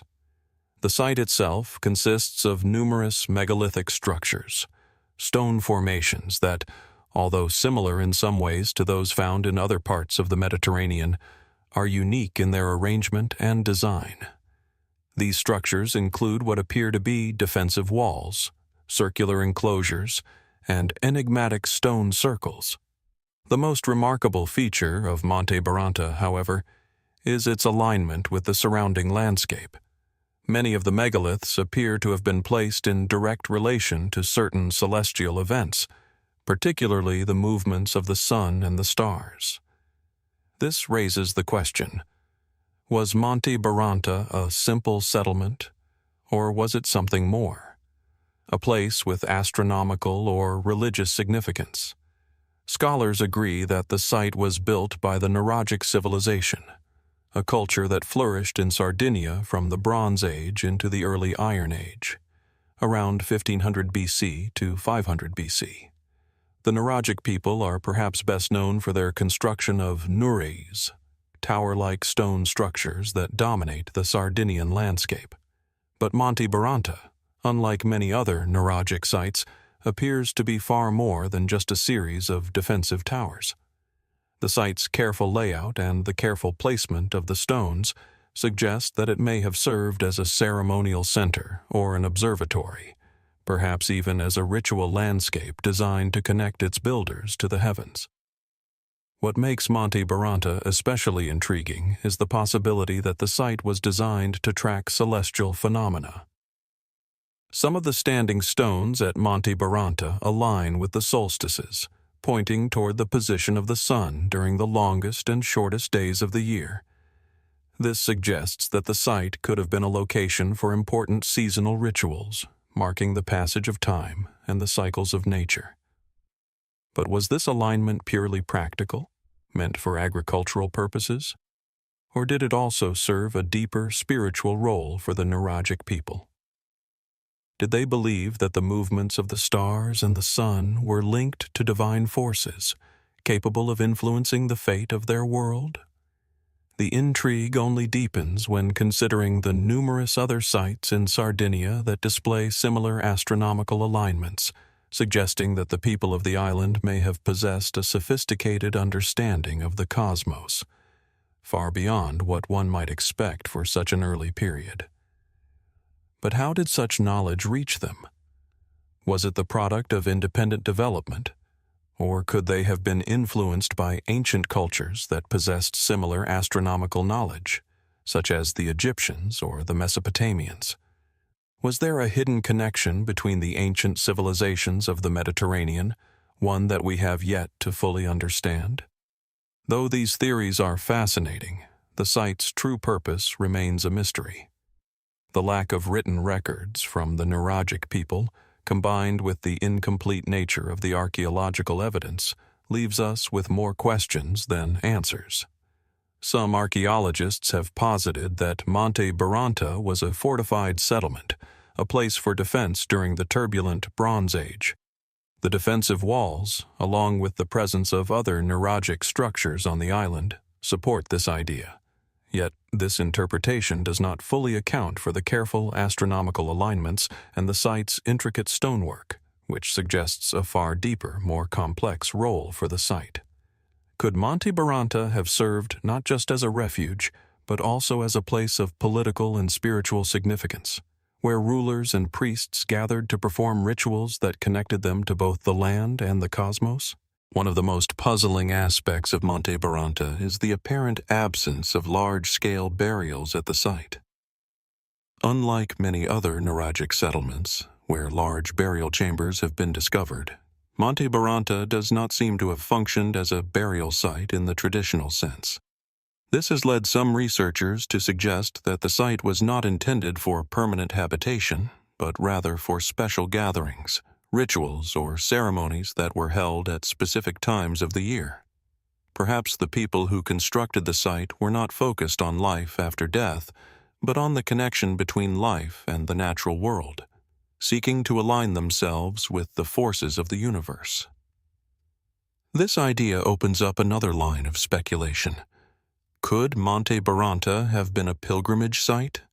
With its celestial alignments and its position atop a mountain ridge, the site would have been visible from many parts of the island, a beacon of sorts for the surrounding communities.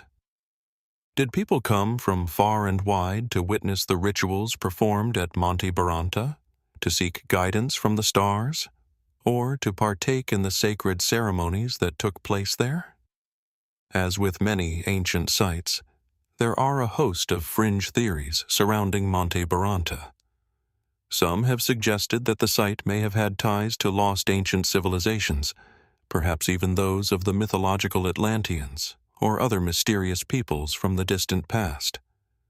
These ideas remain speculative at best, but they reflect a common human desire to connect the ruins of the past to grand, forgotten histories. Could there be some truth to these theories, or are they simply the result of our modern desire to fill in the gaps left by history? One of the most haunting aspects of Monte Baranta is that, much like the stones themselves, the true nature of the site may be buried beneath centuries of time and neglect. Could there be more to discover, secrets hidden deep within the earth, or behind the veils of myth that have yet to be uncovered? What remains of the ancient knowledge that once permeated this place? And, perhaps most compelling of all, what might the site have meant to the people who constructed it? A people whose connection to the stars, the land, and the divine was so profound that they built a site to honor that bond, and yet whose story has largely faded from memory. Monte Baranta stands as a quiet enigma on the hills of Sardinia, its stones etched with the mysteries of an ancient world. As we ponder the questions it raises, we are reminded that there are still so many stories yet to be told, and that the whispers of the past may hold more than we can imagine. As we leave behind the ancient celestial alignments of Monte Baranta and travel northward to the windswept hills of Ireland, we encounter a mysterious site that, though far less known, carries with it an aura of ancient ritual and burial. Nestled within the remote countryside of County Donegal, near the shores of Lough Swilly, stands the Creevykeel Court Tomb, a striking example of megalithic architecture, steeped in mystery and surrounded by the kind of quiet that only time and nature can bestow. The tomb itself is a remarkable structure, composed of a series of large, upright stones, which form a near-circular arrangement around a central chamber. This design, known as a court tomb, is one of the most distinctive types of megalithic monuments found in Ireland and dates back to the Neolithic period, around 4000 BC. The stones, though worn by centuries of wind and rain, are still imposing in their grandeur. The central passage leads to a small, rectangular burial chamber where the remains of those buried here may have rested in eternal peace, according to the customs of their time. As one stands before Creevykeel, the sense of age is overwhelming. Every stone, every crack in the surface, seems to carry a weight of untold stories. The tomb sits alone, its quietude broken only by the occasional gust of wind, as though nature itself is guarding the secret of its origins. This simplicity, however, masks a profound mystery. The purpose of the court tombs, and Creevykeel in particular, has long eluded archaeologists. It is clear that this structure was meant to serve as a burial place, but who were the people who built it? And what role did this site play in their spiritual or cultural life? The court tombs of Ireland are typically associated with the ritual and burial practices of the Neolithic people who inhabited the island. It is believed that these structures were used for communal burials, where the dead were interred in a central chamber, often after being cremated. The court area, an open semicircular space in front of the burial chamber, was likely used for rituals or ceremonies. Some experts suggest that these sites may have been the focal point of ancestor worship, where the living came to honor the dead, perhaps seeking guidance or favor from their ancestors. Creevykeel, with its commanding position overlooking the surrounding landscape, would have been an ideal place for such rites, connecting the people to both the earth and the heavens. Yet, as much as we know about the general purpose of court tombs, there are aspects of Creevykeel that remain tantalizingly unexplained. For instance, the location of the tomb itself raises questions. Why was it built here, in this particular spot, near the water but on high ground? The site offers stunning views of the surrounding countryside, but it also sits in an area rich with other megalithic monuments. Was Creevykeel constructed to align with certain celestial events, as we've seen in other megalithic sites? The idea that these ancient tombs were placed with a particular relationship to the sun, moon, or stars is a compelling one, and Creevykeel's positioning could very well indicate that its creators were not only concerned with the terrestrial world, but also with cosmic forces. While mainstream archaeology focuses on the idea of Creevykeel as a burial site and ceremonial center, there are fringe theories that seek to interpret the tomb through different lenses. Some researchers have speculated that the court tombs of Ireland, including Creevykeel, may have had a dual purpose, acting not only as burial chambers but also as symbolic gateways between the living and the dead. Could these structures have been constructed to facilitate communication with the spirit world? Were they designed to serve as places where the boundaries between life and death became blurred, allowing the living to engage with the spiritual realm in a direct and profound way? Another peculiar aspect of Creevykeel is its lack of the typical large stone carvings or intricate artwork that adorns many other ancient burial sites. While some megalithic tombs are decorated with motifs or symbols, Creevykeel appears to be unadorned, its stones plain and utilitarian. Why would a people known for their craftsmanship and artistic expression create a tomb so stark and unembellished? Could the simplicity of the tomb be intentional, an expression of a belief that the burial itself was the most sacred and significant aspect of the site, rather than any external decoration? Or, perhaps, is there something deeper at play here, a purposeful erasure of symbols or imagery, perhaps as a form of spiritual purification or a way to avoid attracting unwanted attention to the sacred nature of the site? Some fringe theories have proposed that the simplicity of Creevykeel may indicate a deeper, more esoteric function, one that is not immediately apparent to the modern observer. Could the tomb have served as a form of ritual initiation, a place where initiates into a secretive order or spiritual practice would undergo trials or ceremonies?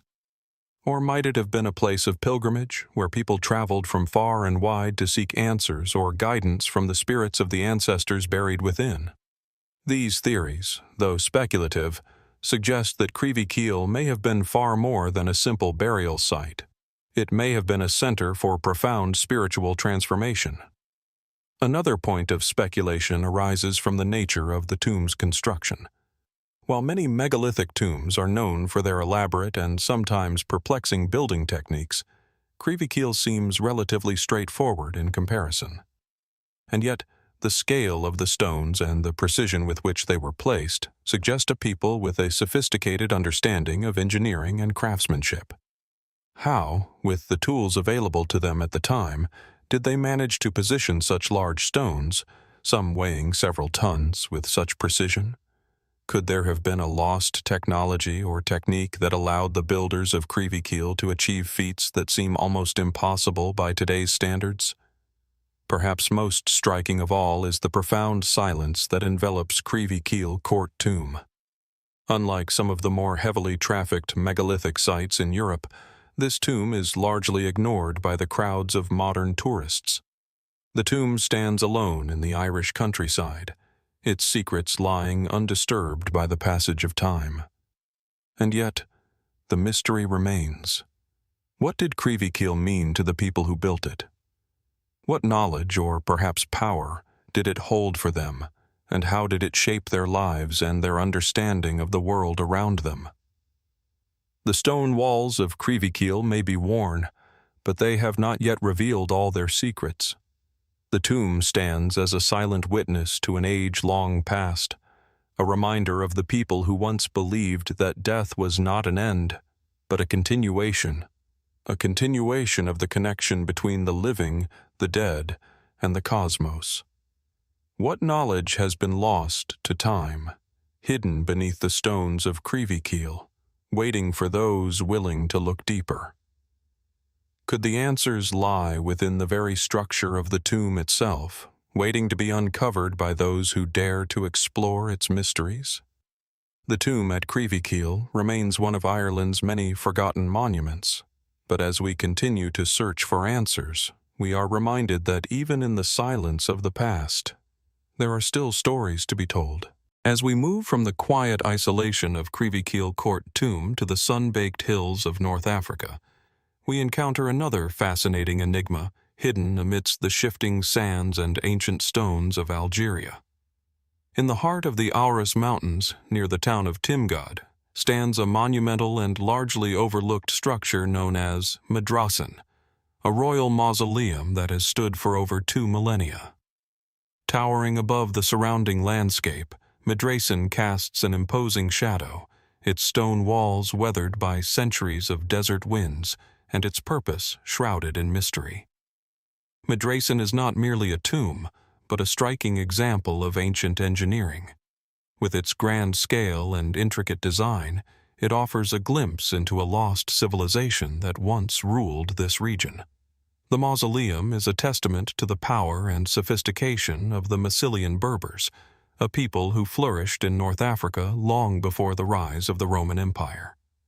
Built around the 3rd century BC, Medracen is an impressive circular structure, surrounded by towering stone walls that have earned it a place among the most remarkable burial sites of antiquity.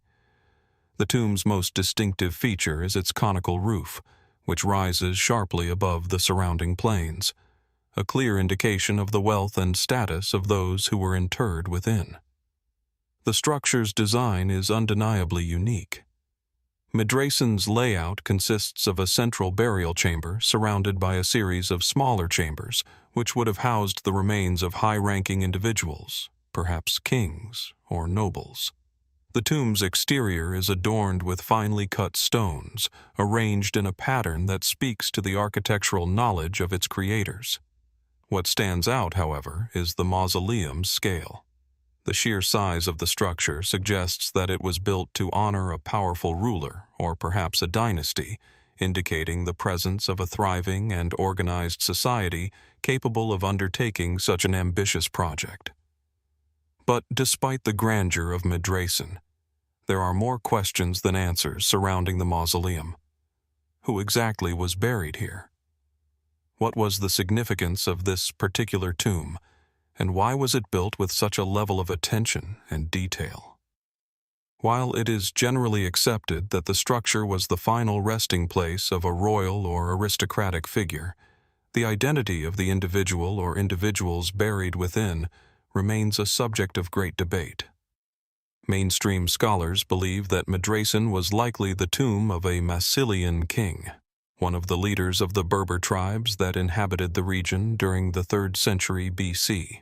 These Massilian Berbers were part of a larger, ancient civilization that ruled parts of North Africa, a civilization that was later absorbed into the Roman Empire.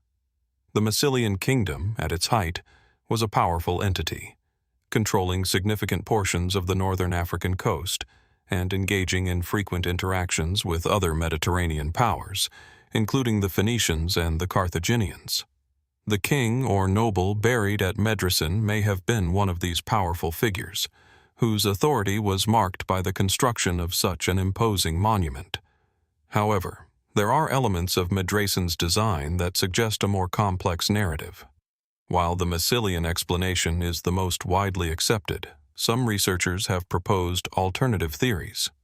The tomb's distinctive architectural style, with its conical roof and the arrangement of its chambers, has led some to speculate that it may be the work of a different, even older civilization.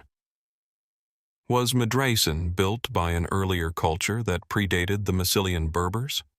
Or was it constructed by the Berbers themselves as a reflection of an even older architectural tradition? There are parallels between the design of Medracen and other ancient tombs found throughout the Mediterranean and North Africa, including the iconic Egyptian pyramids and the rock-cut tombs of the Nabateans. Could there have been a transnational influence that reached across cultures and civilizations? And if so, what knowledge or beliefs did these distant cultures share? The site's alignment with the surrounding landscape also raises intriguing questions. The orientation of Medracen, with its walls carefully positioned to face specific points of the compass, hints at an understanding of celestial mechanics. Could the design of the tomb have been influenced by astronomical considerations, as we've seen with other ancient burial sites?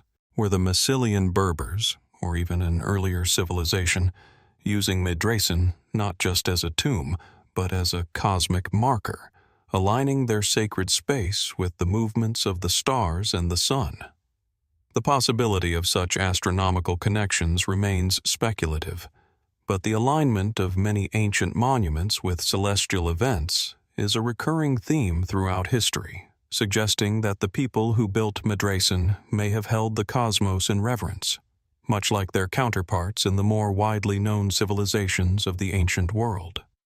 As with many other ancient sites, the lack of detailed historical records leaves the purpose of Medracen open to interpretation. The absence of inscriptions or written references at the site means that we must rely on archaeology and comparative analysis to piece together its story. While the discovery of various artifacts at the site, including pottery and jewelry, provides some clues about the people who once lived here, these objects offer only a glimpse into the past. What was the relationship between the Massilian Berbers and the greater Mediterranean world? Were they influenced by outside cultures, or did they develop their own unique traditions? One of the most tantalizing aspects of Medracen is its relative isolation. Despite its grandeur, the tomb lies far from the bustling centers of ancient North Africa. Why was such a monumental structure built in this remote location? Was it chosen for its strategic position in the landscape, perhaps to symbolize the king's dominance over the surrounding territory? Or could the tomb have been constructed here for more spiritual reasons, chosen for its connection to the natural world, or for its proximity to sacred sites that have long since disappeared? The surrounding area, with its rocky outcrops and sparse vegetation, is not what one might expect from a royal burial site. Was this a deliberate choice, one meant to link the tomb to the harsh, unyielding nature of the land itself? Some have speculated that Medracen's purpose may have extended beyond that of a simple burial tomb. The unique design of the structure, with its large, imposing exterior and its labyrinthine interior, has led some to wonder if the tomb may have also served as a ritual site, where ceremonies were held to honor the dead or to appease the gods. Could Medracen have been part of a larger network of burial and ceremonial sites, linked by a shared religious or spiritual framework? The possibility that the tomb was part of a larger ceremonial landscape remains a matter of speculation, but it is a question that adds to the intrigue surrounding the site. As we reflect on the mystery of Medracen, we are reminded that there is still much we do not know. The identity of the ruler or rulers buried here remains unknown, as does the exact significance of the tomb's architectural features. Yet, like many ancient sites, Medracen continues to stand as a silent witness to the past, offering only fragmented glimpses of a civilization long since vanished. What else might still lie hidden within the stones of Medracen, waiting to be uncovered by those who seek to unravel its mysteries? Could there be secrets buried beneath the sands that would reveal more about the people who built it and about the world in which they lived? The questions that surround Medracen are as vast and unyielding as the desert itself. Perhaps, as with all great mysteries, the answers will come only when the time is right, if indeed they are ever meant to be found at all. As we leave the sun-scorched dunes of Algeria behind and move to the verdant fields of Ireland, we come upon a site that, despite being far more humble in its scale, carries its own sense of ancient mystery, one that has stood for thousands of years, bearing witness to an enigmatic past. Nestled in the quiet countryside of County Carlow, in the southeast of Ireland, stands Brownshill Dolmen, a site that, though relatively small, holds a curious place in the ancient world of megalithic architecture. Brownshill Dolmen is a portal tomb, one of many scattered across Ireland, but what sets this particular dolmen apart is its enormous capstone, which, at over 100 tons, is one of the largest of its kind in all of Europe. The dolmen itself consists of a series of large, upright stones, forming a chamber, which was likely used for burial. Above this chamber sits the massive capstone, a stone so large that it seems almost otherworldly in its size and placement. The sheer weight and size of the stone raises immediate questions. How could a people, with nothing more than rudimentary tools, have managed to move and position such a colossal slab? The dolmen is relatively simple in design, yet its imposing presence and the deliberate manner in which it was constructed suggest a people who possessed an advanced understanding of both their landscape and the forces of nature. Built around 5,000 years ago, during the Neolithic period, Brownshill Dolmen would have been a place of great significance to the people who constructed it. As with many megalithic tombs, it was likely used for the burial of important individuals, perhaps chieftains or spiritual leaders. The site itself is positioned on a gentle rise, offering a panoramic view of the surrounding valley. This careful selection of location suggests that the builders of the dolmen were not only concerned with practical matters such as defense or shelter, but were also attuned to the symbolic and spiritual importance of the land. The capstone, however, is what continues to captivate the imagination. Weighing in at an estimated 100 tons, it is hard to fathom how the ancient builders could have maneuvered such an immense stone into place. While some archaeological studies suggest that the dolmen was constructed using a series of ramps and levers, the precise methods remain unclear. How did these Neolithic people, lacking the wheel or metal tools, transport and position a stone of such size with such precision? Was there a forgotten technique at play here, or were the builders aided by methods now lost to history? Could there have been a deeper, perhaps spiritual, purpose behind the size and positioning of the capstone, a connection to the heavens or the cycles of the earth? Theories about the purpose of Brownshill Dolmen vary, as is the case with many megalithic sites. The most widely accepted explanation is that it was a burial site, likely used for communal burials, where the dead were placed in the chamber and then covered by the enormous capstone. In this view, the size of the stone is symbolic, an attempt to create a lasting monument to the dead, a place where the spirits of the ancestors could dwell, forever remembered by their descendants. The positioning of the dolmen, with its capstone angled toward the sky, could indicate an intention to link the dead to the heavens, a concept that was common among many ancient cultures. Yet, there are other theories that question the simplicity of this interpretation.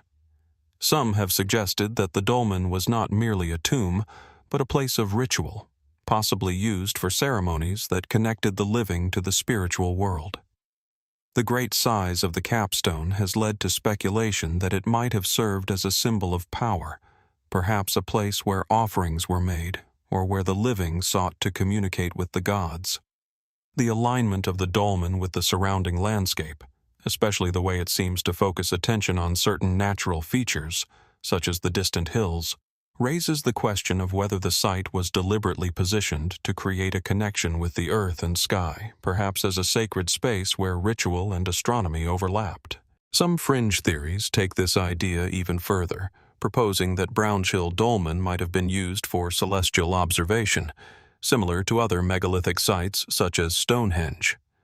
The possibility that the dolmen could have been used as a calendar, marking the changing of seasons or tracking the movements of celestial bodies, has been raised by a small number of theorists.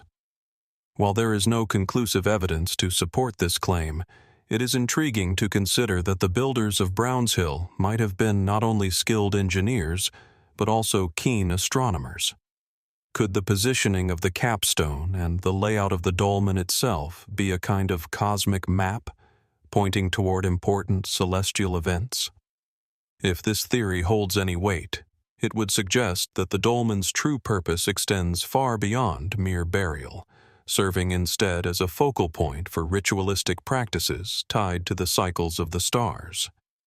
While these theories offer fascinating possibilities, the lack of any direct evidence, such as inscriptions or artifacts specifically linking the dolmen to astronomical practices, means that they remain speculative at best. Nevertheless, the questions they raise are not easily dismissed. What if the dolmen's true purpose was far more than a burial site? What if it was a place of convergence, a meeting point for the physical and spiritual worlds, where the living communicated with the dead, and where the rhythms of nature were celebrated through ritual? There is, of course, the practical side of the mystery. How was Brownshill Dolmen constructed? The sheer effort involved in positioning the capstone raises the possibility that the builders of the dolmen had access to techniques that we have long since forgotten. Some researchers suggest that the dolmen was constructed using a combination of manpower, ingenuity, and perhaps primitive tools that have since been lost to time. Others propose that the builders may have had access to some form of ancient technology, now lost to history, that allowed them to lift and position such a massive stone. Could the builders have used a form of leverage or a forgotten lifting device, techniques that have since been erased from the historical record? Still, there are no definitive answers. The capstone's sheer size and weight suggest a level of engineering that seems almost out of place for the time period, making it difficult to reconcile with what we know of Neolithic technology.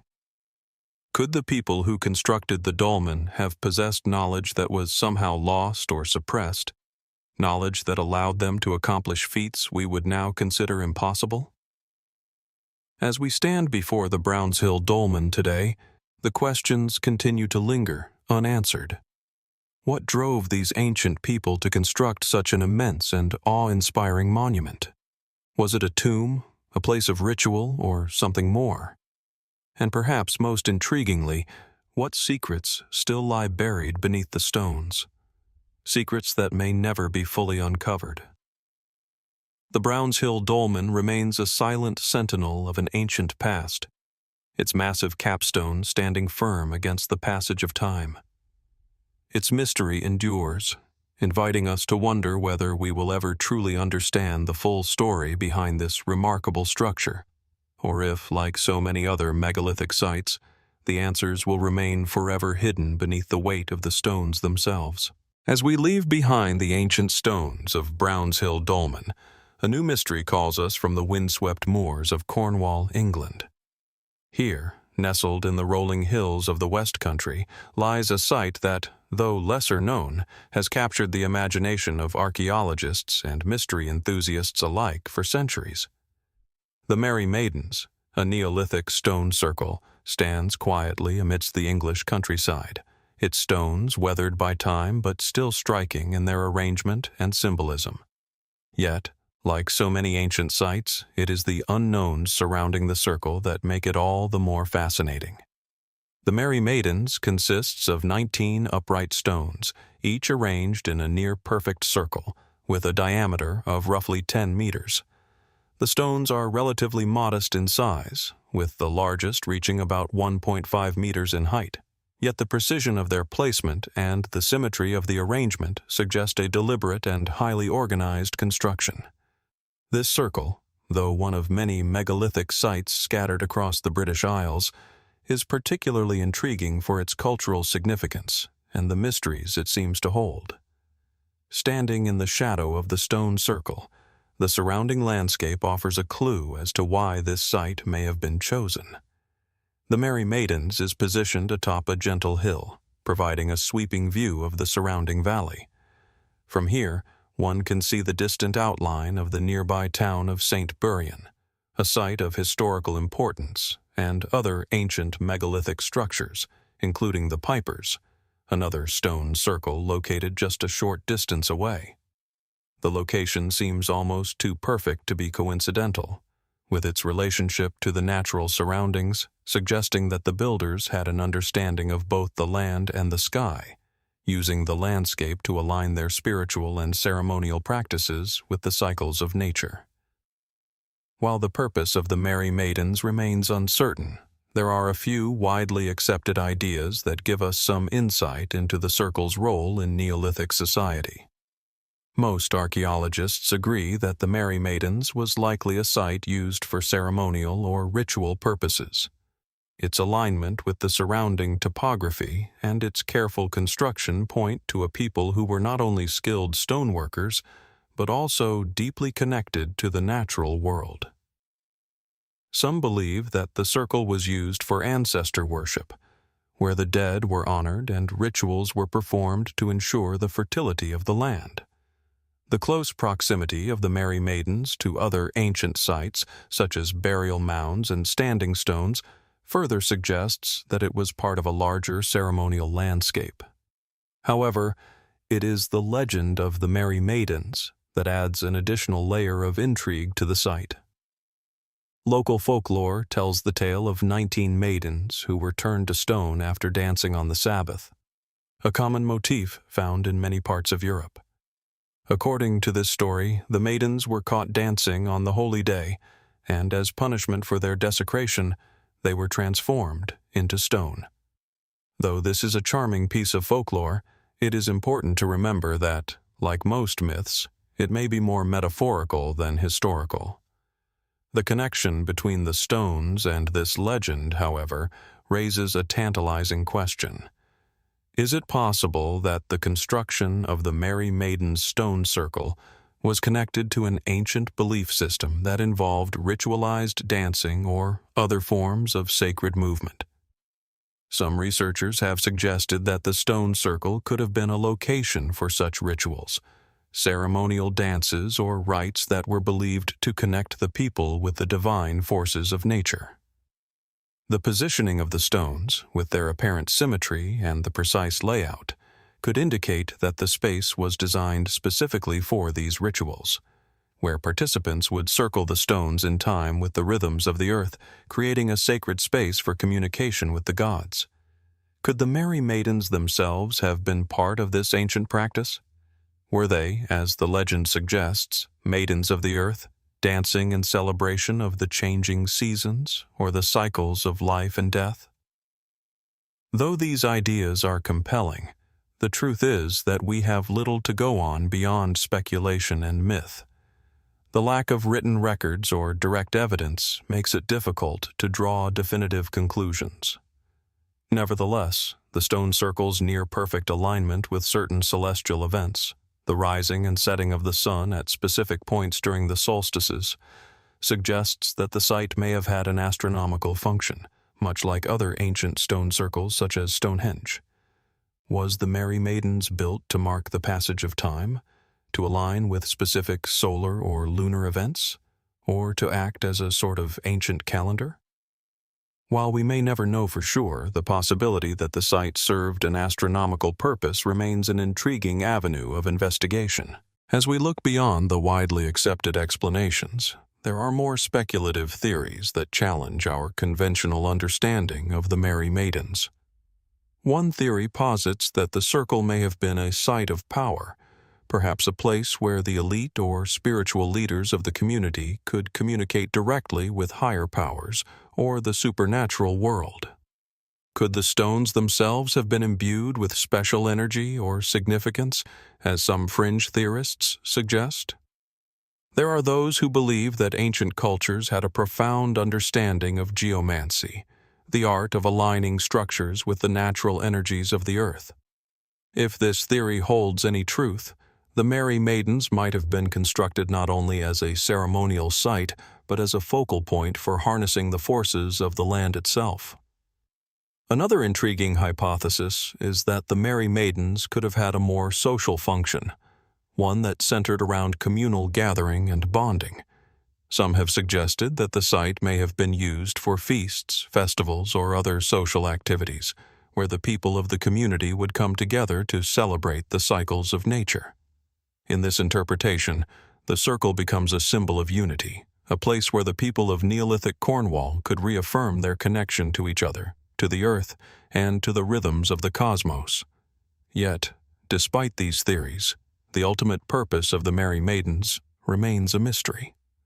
Like many ancient sites, it is tempting to see the stones as a key to unlocking the past, a message left behind by a people whose beliefs and practices we can barely begin to understand. But, as with many ancient mysteries, the deeper we look, the more questions arise. Was the Merry Maidens a place of worship, a celestial observatory, a site for communal bonding, or something else entirely? And perhaps most hauntingly, what other secrets might lie hidden beneath the earth, waiting to be uncovered? The Merry Maidens stands as a silent sentinel, its stones weathered by the centuries but still speaking to those who are willing to listen. The mysteries of the stone circle persist, leaving us to wonder whether we will ever truly understand its purpose, or if the secrets of this ancient place will remain, like the stones themselves, a testament to a forgotten past. As we leave behind the enigmatic circles of the Merry Maidens, we venture south, across the Pyrenees and into the heart of the Iberian Peninsula, where another mysterious ancient structure quietly awaits. Hidden amidst the rolling hills of the Valencian countryside, in the eastern part of Spain, stands the Dolmen de la Pastora, a megalithic tomb that, though lesser known, continues to intrigue archaeologists and mystery seekers alike. With its grandeur and seemingly purposeful isolation, the dolmen calls to us from the past, shrouded in both history and myth. The Dolmen de la Pastora is a stunning example of Neolithic architecture. Comprising a large stone passageway and a massive capstone, it is part of a burial chamber that dates back to around 2500 BC. Unlike the smaller and more humble megaliths found in other parts of Europe, this dolmen stands as a testament to the craftsmanship and spiritual importance of its builders. The dolmen's chamber is accessed through a narrow passage formed by upright stones, which leads to the heart of the tomb, where the deceased were likely laid to rest.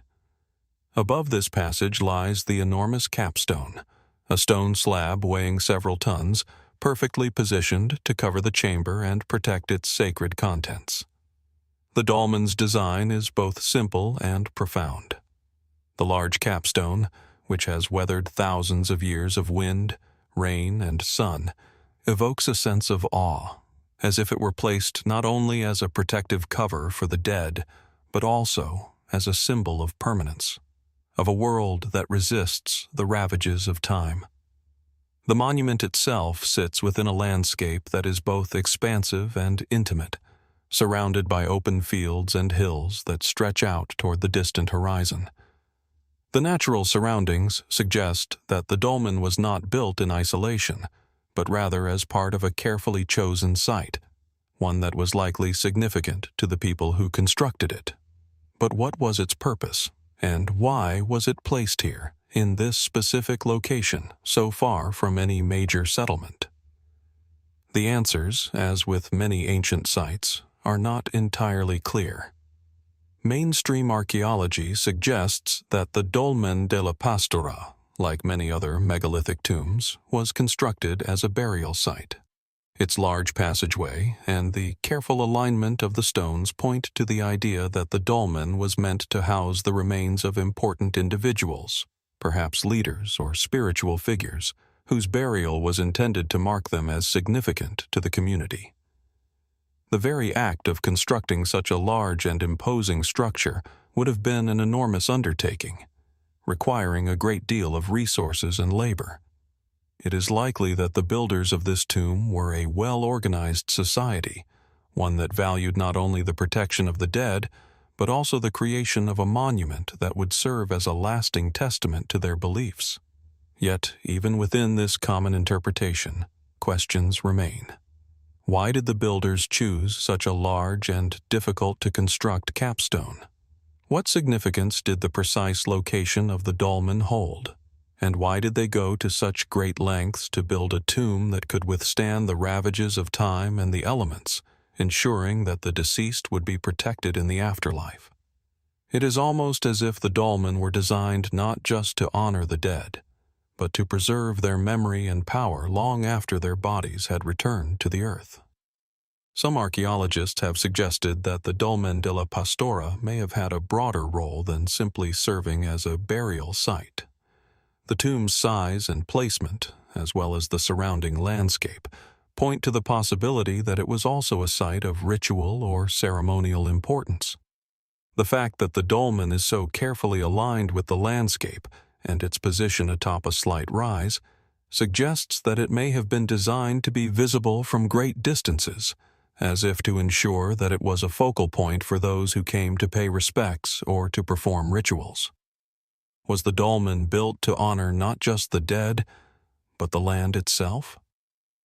Some have proposed that the dolmen might have been a site of ancestor worship, a place where the living came to commune with the spirits of their forebears. The large, imposing stones of the tomb could have been seen as gateways, allowing the living to reach across the veil of death and connect with those who had passed before them. It is also possible that the dolmen was part of a broader system of ritual sites, scattered across the landscape, each one marking a sacred place where the community could come together to renew their bonds with the earth and with the spiritual realm. The connection between the Dolmen de la Pastora and the cosmos is another aspect that continues to intrigue scholars and enthusiasts. Some researchers have speculated that the site could have had an astronomical function, like other megalithic tombs across Europe. The alignment of the dolmen's passageway, the positioning of the capstone, and the way the structure interacts with the surrounding hills might have been carefully planned to align with the rising and setting of the sun or the movements of the stars. Could it be that the dolmen was not just a place for the dead, but also a celestial observatory, a space where the builders of the tomb could track the movements of the heavens and connect them with the cycles of life and death?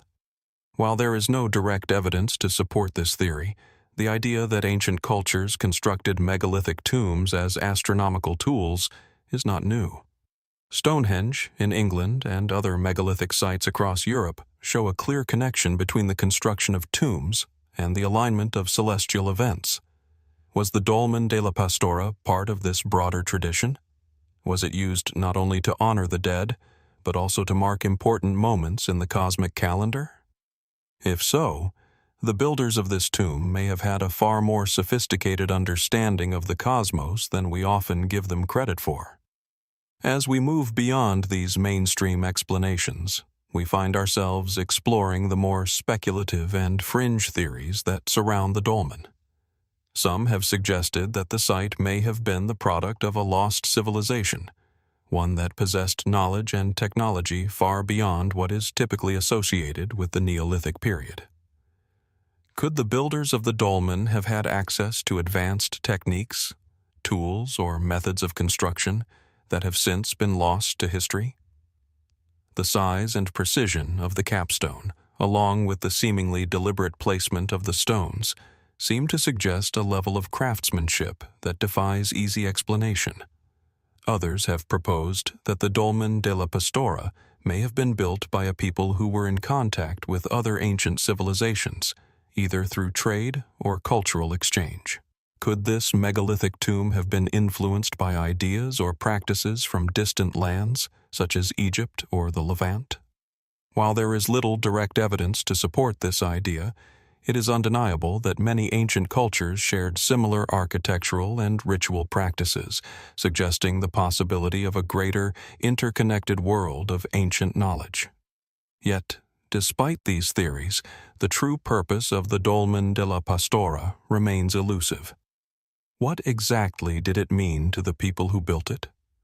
Was it simply a burial site, a place to honor the dead? Or was it part of a larger, more complex network of rituals and beliefs, a site where the living and the dead were linked in ways we cannot fully comprehend? The more we look, the more questions arise, and the more we are reminded that the mysteries of the ancient world often hold their secrets close. The Dolmen de la Pastora stands as a silent sentinel to a long-forgotten past, its massive stones offering a glimpse into a world that is both familiar and alien. Perhaps, like so many other megalithic sites, its true purpose will never be fully understood. But as we ponder its mysteries, we are reminded that some secrets, buried beneath the weight of time, may remain hidden forever. And yet, there is always the possibility that a future discovery will bring us closer to understanding the intentions of those who built it, and what, if anything, still lies waiting to be uncovered. As we journey through the ancient landscapes of the Iberian Peninsula, we now find ourselves crossing into the heart of Anatolia, in modern-day Turkey. Here, high in the mountains, stands a site that has perplexed historians, archaeologists, and even the curious traveler for centuries: Nemrut Dağ. It is a place where the past is both monumental and eerie, where the remnants of a once great civilization sit atop a peak that seems to touch the heavens. Nestled at 2,150 meters above sea level, Nemrut Dağ is home to the tomb of King Antiochus I of Commagene, a ruler whose legacy is as mysterious as the monument he built to preserve it. As you approach the summit of Nemrut Dağ, the landscape changes dramatically. The rugged terrain gives way to a plateau, where the remains of massive stone statues stand like silent sentinels, scattered across the mountainside. These colossal figures, some of them over 8 meters tall, represent a blend of ancient gods, kings, and mythical creatures, all seemingly frozen in time. The most striking feature of these statues is the way they face outward, gazing across the vast landscape below, as if watching over a realm long since forgotten. The heads, which once sat atop their bodies, have fallen and lie scattered around the site, their expressions worn and eroded by centuries of wind and rain. The statues are arranged in such a way that they form an imposing ceremonial platform, suggesting that this was no mere tomb, but a site of great spiritual and political significance. The scale and grandeur of Nemrut Dağ are undeniably impressive, yet they also raise profound questions. Why was such a massive complex built on this remote mountain peak? And who were the people who constructed it? The tomb of King Antiochus I, constructed in the 1st century BC, is one of the most famous examples of funerary architecture in the ancient world. Antiochus I was the ruler of the kingdom of Commagene, a small but powerful state that straddled the border between the Roman and Parthian empires. His reign was marked by a desire to consolidate power through a unique blend of political, religious, and cultural symbolism. The most widely accepted theory is that the site was designed as a royal tomb for Antiochus himself, a ruler who sought to immortalize both his own legacy and the gods he worshipped. Inscriptions found at the site indicate that Antiochus saw himself as a god-king, a ruler who was both the descendant of divine beings and the intermediary between the gods and the people. The statues and reliefs depict Antiochus alongside figures from Greek, Persian, and Armenian mythology, underscoring his desire to position himself at the center of a religious and political pantheon that transcended the boundaries of his kingdom. By blending the symbols of different cultures, Greek gods, Persian deities, and native Armenian figures, Antiochus was constructing a vision of unity, one in which his reign could be legitimized by the divine forces he sought to channel. Yet despite this understanding of the site's political and religious significance, there are elements of Nemrut Dağ that continue to defy explanation. For one, the sheer scale of the monument suggests that Antiochus I was not simply seeking to create a tomb for himself, but something far grander. The effort required to transport and position the enormous statues, each one weighing several tons, would have been monumental, even for a king with considerable resources at his disposal. What was it about this specific location that compelled Antiochus to choose such a remote and difficult-to-reach mountaintop as the site of his final resting place? Was it purely a symbolic choice, made to align the tomb with celestial forces, or was there a more practical or esoteric reason for its location? The alignment of the statues and the platform with the surrounding mountains and valleys adds another layer of mystery to the site. Some scholars have suggested that the arrangement of the statues may have been designed to mark specific astronomical events, such as the solstices and equinoxes. The orientation of the heads, which are carefully positioned to face specific points in the sky, hints at a deep understanding of celestial mechanics. Could the statues have been part of a larger ritualistic or astronomical calendar, marking the passage of time and the alignment of the heavens? Given that Antiochus was known for his interest in astronomy and the study of the cosmos, It is not outside the realm of possibility that the site was constructed not only as a tomb, but as an observatory, where the king and his people could track the movements of the stars and planets. Beyond the celestial alignments, the presence of multiple cultures' symbols at Nemrut Dağ adds another layer of intrigue. The blend of Persian, Greek, and Armenian religious imagery speaks to the syncretic nature of Antiochus's rule, but it also raises questions about the cultural influences that shaped his reign. Was Antiochus simply consolidating his power by borrowing symbols from his neighbors, or did he have access to a deeper, more esoteric knowledge that allowed him to merge these different traditions?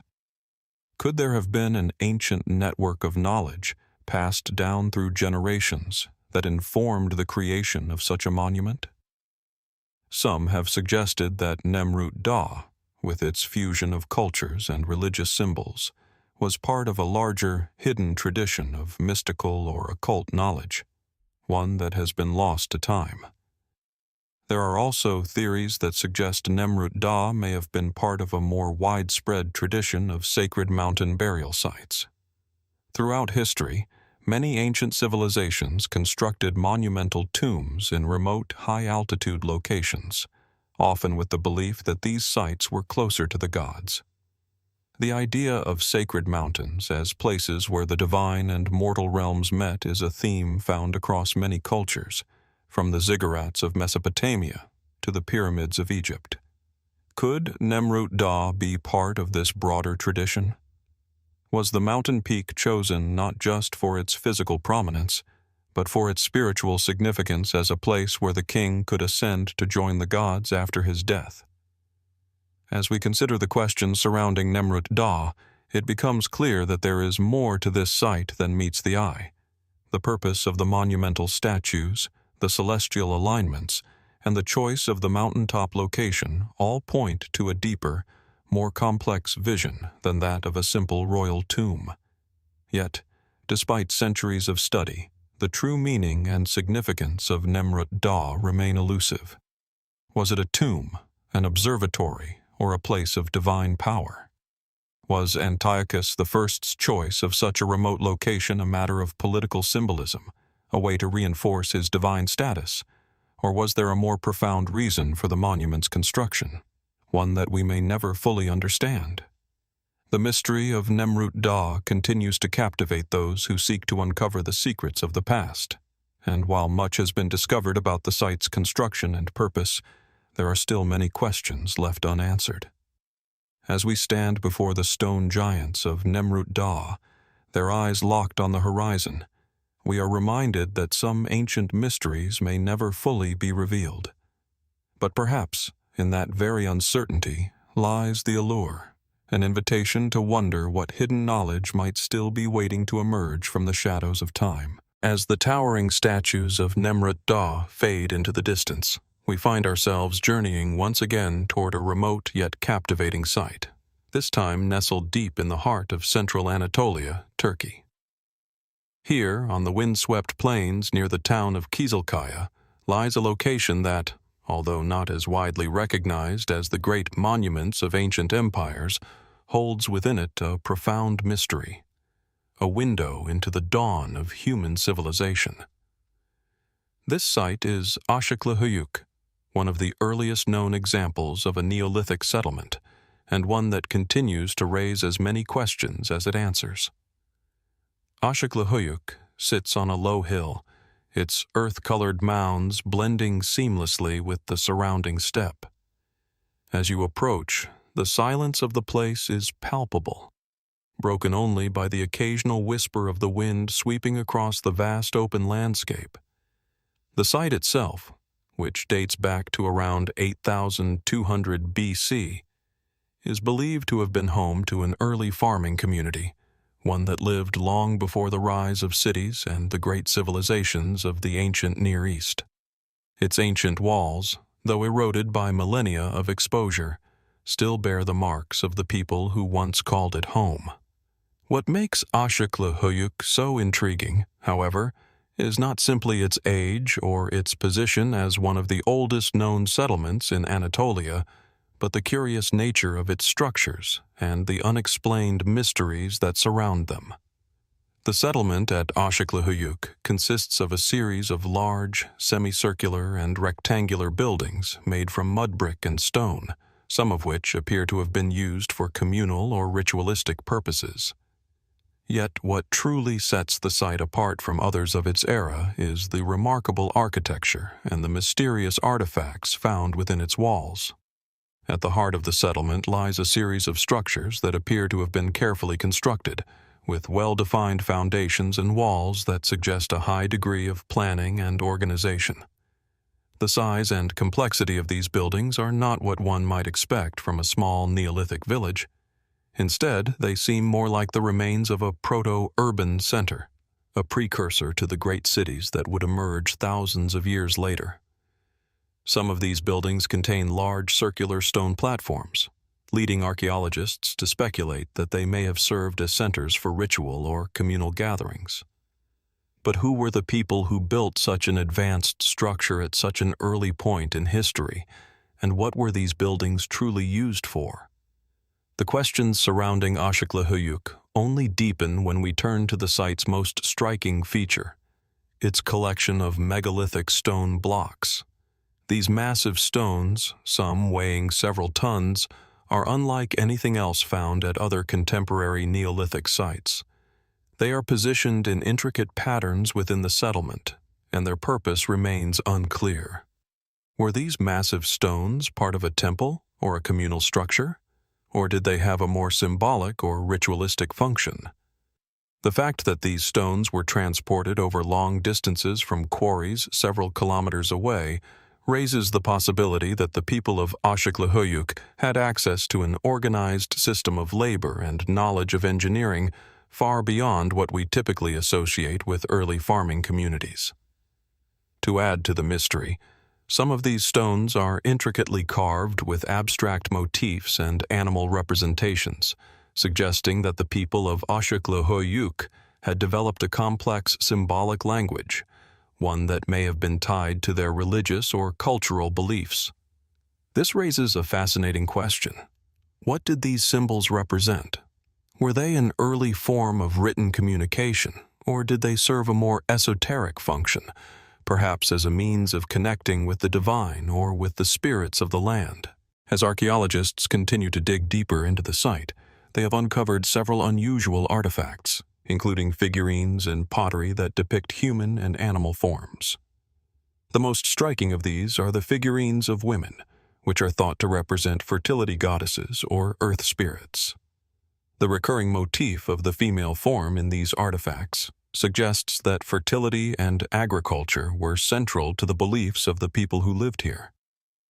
But was this focus on fertility a mere reflection of their agricultural practices, or did it point to a deeper, more complex worldview, one that connected the cycles of nature with the cycles of life and death?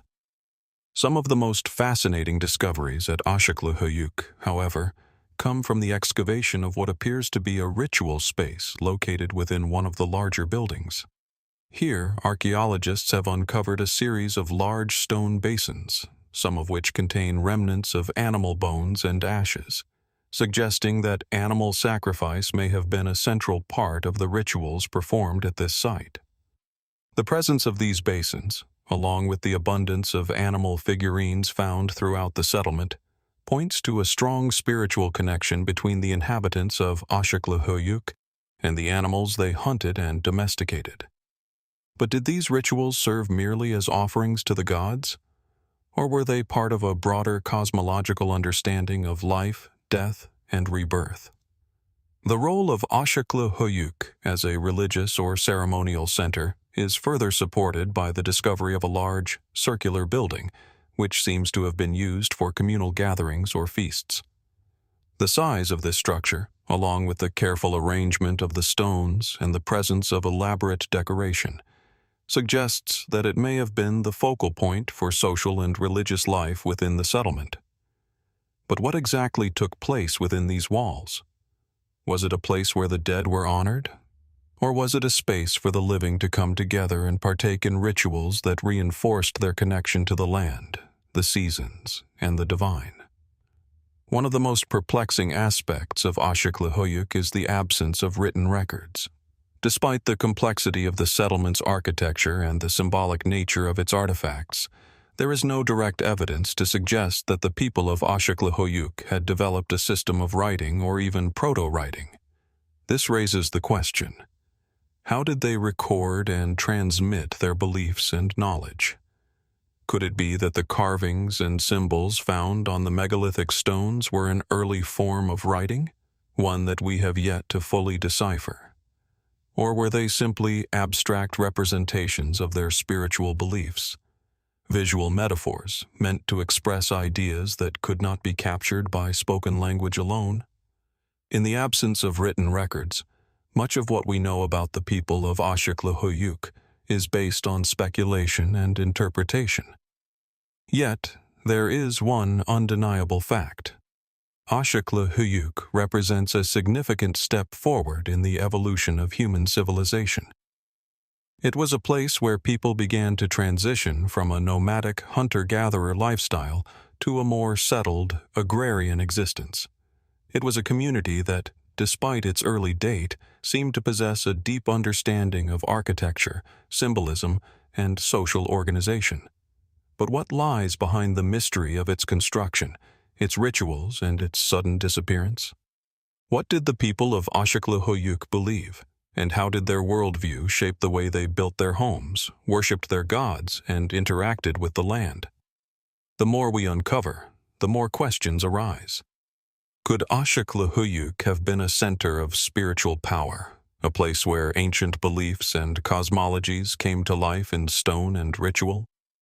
Or was it simply a pragmatic, early farming settlement, whose complex rituals were nothing more than an effort to appease the forces of nature that governed their survival?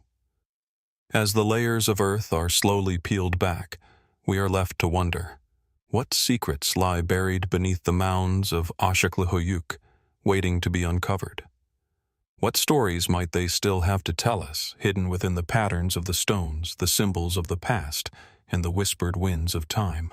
As we leave the dry, windswept plains of Anatolia and the ancient mound of Aşıklı Höyük, our journey now carries us across vast continents, over the Pacific waters, and into the highlands of the Andes.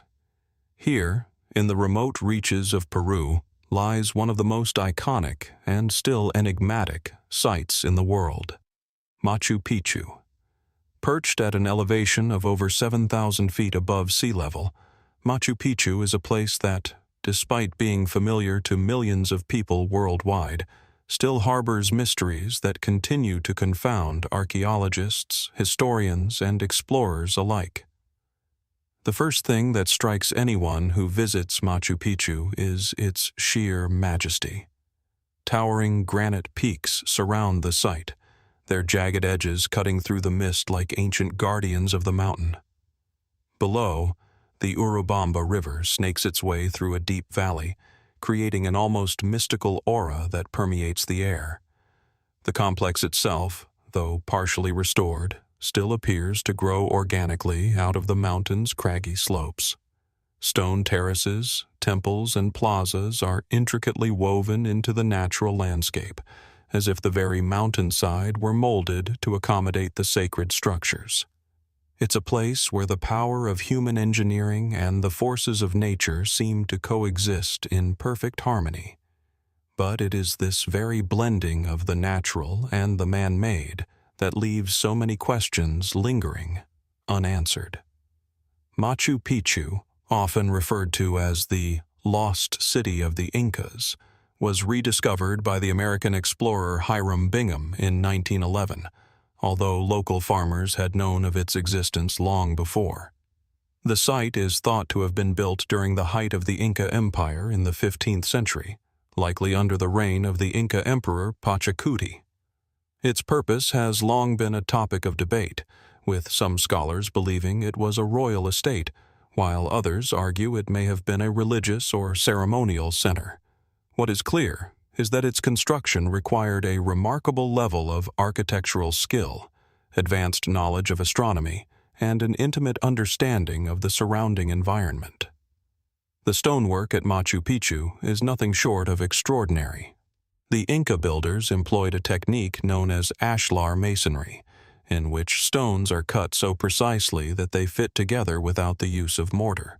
The accuracy of these cuts is so refined that even modern engineers and stoneworkers are astounded by how the Incas managed to achieve such precision using only primitive tools. The walls of Machu Picchu, with their tightly interlocking stones, have withstood centuries of earthquakes, landslides, and the ravages of time. The site's ability to remain structurally sound, even in the face of natural disasters, has led many to wonder, how did the Incas possess such advanced knowledge of engineering and construction? Was there a secret, lost technique at play here? One that was passed down through generations and lost after the fall of the Inca Empire? In addition to the sheer engineering marvel of Machu Picchu, the site's location and orientation further deepen the mystery. Situated atop a mountain ridge, it is perfectly positioned to align with the movements of the sun and the stars. During the summer solstice, for example, the rising sun shines directly through one of the Intihuatana, a ritual stone pillar in the central plaza. The Intihuatana itself, whose name means hitching post of the sun, is thought to have been used as an astronomical instrument, an observatory of sorts, by the Incas to mark key moments in the solar calendar. But why was this alignment so important to the builders? Was it purely for practical purposes, like crop cultivation or timekeeping, or was there a more spiritual or cosmic purpose behind it? The fact that the stone pillars and other structures of Machu Picchu are so precisely aligned with celestial events strongly suggests that the Incas had a deep understanding of astronomy, but the purpose behind these alignments is still open to interpretation. Theories about Machu Picchu's purpose abound, but none have been definitively proven. One of the most widely accepted ideas is that Machu Picchu was a royal estate or palace, possibly a retreat for the Inca emperor Pachacuti. The presence of extensive terraces, temples, and residential buildings supports this theory, as such features would be consistent with a place of royal habitation. However, other theories suggest that Machu Picchu was more than just a residence. Some scholars believe it may have been a religious center, designed to honor the Inca gods and their celestial counterparts. The alignment of the buildings with the solstices, the Intihuatana's role in tracking the sun, and the presence of several temples suggest that it may have been a site for ceremonial rites, possibly tied to agricultural cycles or the worship of the sun god Inti. There are also fringe theories that suggest Machu Picchu could have been more than just an Inca creation. Some have speculated that the site may have been built long before the Inca Empire came into power, possibly by a more ancient civilization. This theory is based in part on the advanced nature of the site's engineering and the sheer scale of the construction. Could the Incas have inherited knowledge from an even older civilization, one that has since been lost to history? Some proponents of this idea point to the similarities between Machu Picchu and other megalithic sites around the world, such as the pyramids of Egypt or the stone circles of Britain. While there is no evidence to support the idea of a pre-Inca civilization building Machu Picchu, the theory continues to capture the imagination of those who believe that ancient cultures may have had access to knowledge and technologies that were far more advanced than we give them credit for. Adding to the mystery of Machu Picchu is the question of its sudden abandonment.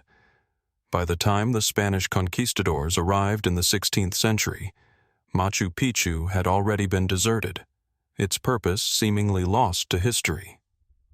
Why was the site abandoned?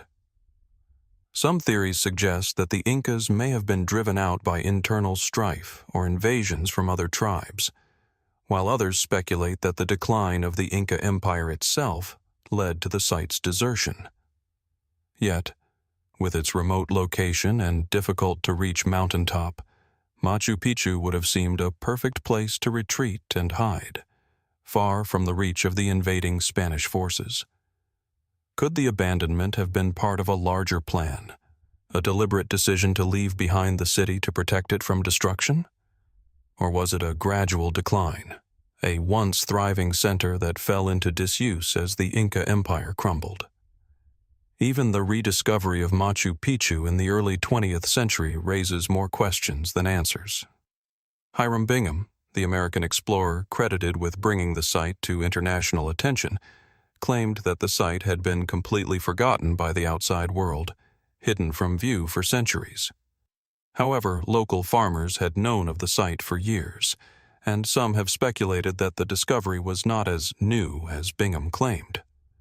Could the true history of Machu Picchu have been obscured, lost in the folds of time and the layers of the landscape? And if so, what other secrets might the site still be holding? Secrets that have yet to be uncovered by modern archaeology. Despite the many theories and unanswered questions surrounding Machu Picchu, one thing remains certain. The site is a marvel of ancient engineering and a testament to the ingenuity of the Inca people. Its purpose, whether as a royal estate, a religious center, or something entirely different, continues to elude definitive explanation. The precise alignment of the structures, the role of the Intihuatana, and the mysteries of its construction only deepen the intrigue that surrounds the site. As we stand before the massive stone terraces and towering peaks of Machu Picchu, we are reminded that some mysteries may never fully be solved. The site still holds its secrets close, inviting us to look beyond the visible and ask the deeper questions. What drove the Incas to create such a place? Was it truly just a retreat for a powerful ruler? Or was it something more? Something that we have yet to understand? And, most hauntingly, what other secrets might still be hidden beneath the stones, waiting for the right question to be asked, the right discovery to be made? Machu Picchu remains, as it has for centuries, a place of wonder, mystery, and awe, an enduring enigma from the ancient world. As we leave behind the towering mountains of the Andes and the majestic remnants of the Inca Empire, we now turn our attention to a lesser-known but equally intriguing site, one that lies hidden in the rolling hills of western France. Here, in the quiet countryside near the village of Bougon, stands a complex of ancient burial mounds that have fascinated archaeologists for centuries. These are the Tumulus of Bougon, an array of Neolithic burial sites that hold within them secrets not just of a long-forgotten people, but of a time in prehistory when the boundaries between the living and the dead, the earth and the heavens, were believed to be much closer than they are today. The Tumulus of Bougon consists of 5 large burial mounds, or tumuli, each one carefully constructed from massive stones and earth. They rise from the landscape like silent sentinels, their rounded forms dominating the horizon. The tumuli are spread over an area of several hectares, nestled in the gently undulating terrain of the Poitou-Charentes region. These burial mounds were built during the early Neolithic period, around 4,500 BC, at a time when humans were transitioning from a nomadic, hunter-gatherer lifestyle to a more settled agrarian existence. At first glance, the tumuli may appear as simple, natural features of the landscape, just another series of hills dotting the countryside. However, as you approach, the precision and complexity of their construction become apparent. The largest of the tumuli, Tumulus I, consists of a circular stone structure surrounded by a series of smaller stones that mark the boundaries of the mound. Inside, archaeologists have uncovered a rich array of artifacts, ceramics, flint tools, and bone remains that point to a highly organized society with ritualistic and ceremonial practices. What makes the Tumulus of Bougon particularly remarkable is the sophistication of its burial rituals. The tombs, which are thought to have been used for the burial of prominent individuals, were not simply places to inter the dead, but were elaborate structures meant to honor the deceased and ensure their continued existence in the afterlife. Within the tumuli, archaeologists have discovered intricate stone structures, including large slabs arranged to form chambers or passageways, suggesting that the people who built these mounds had a deep understanding of architecture and spatial design. But who were these people, and what motivated them to build such grand burial sites?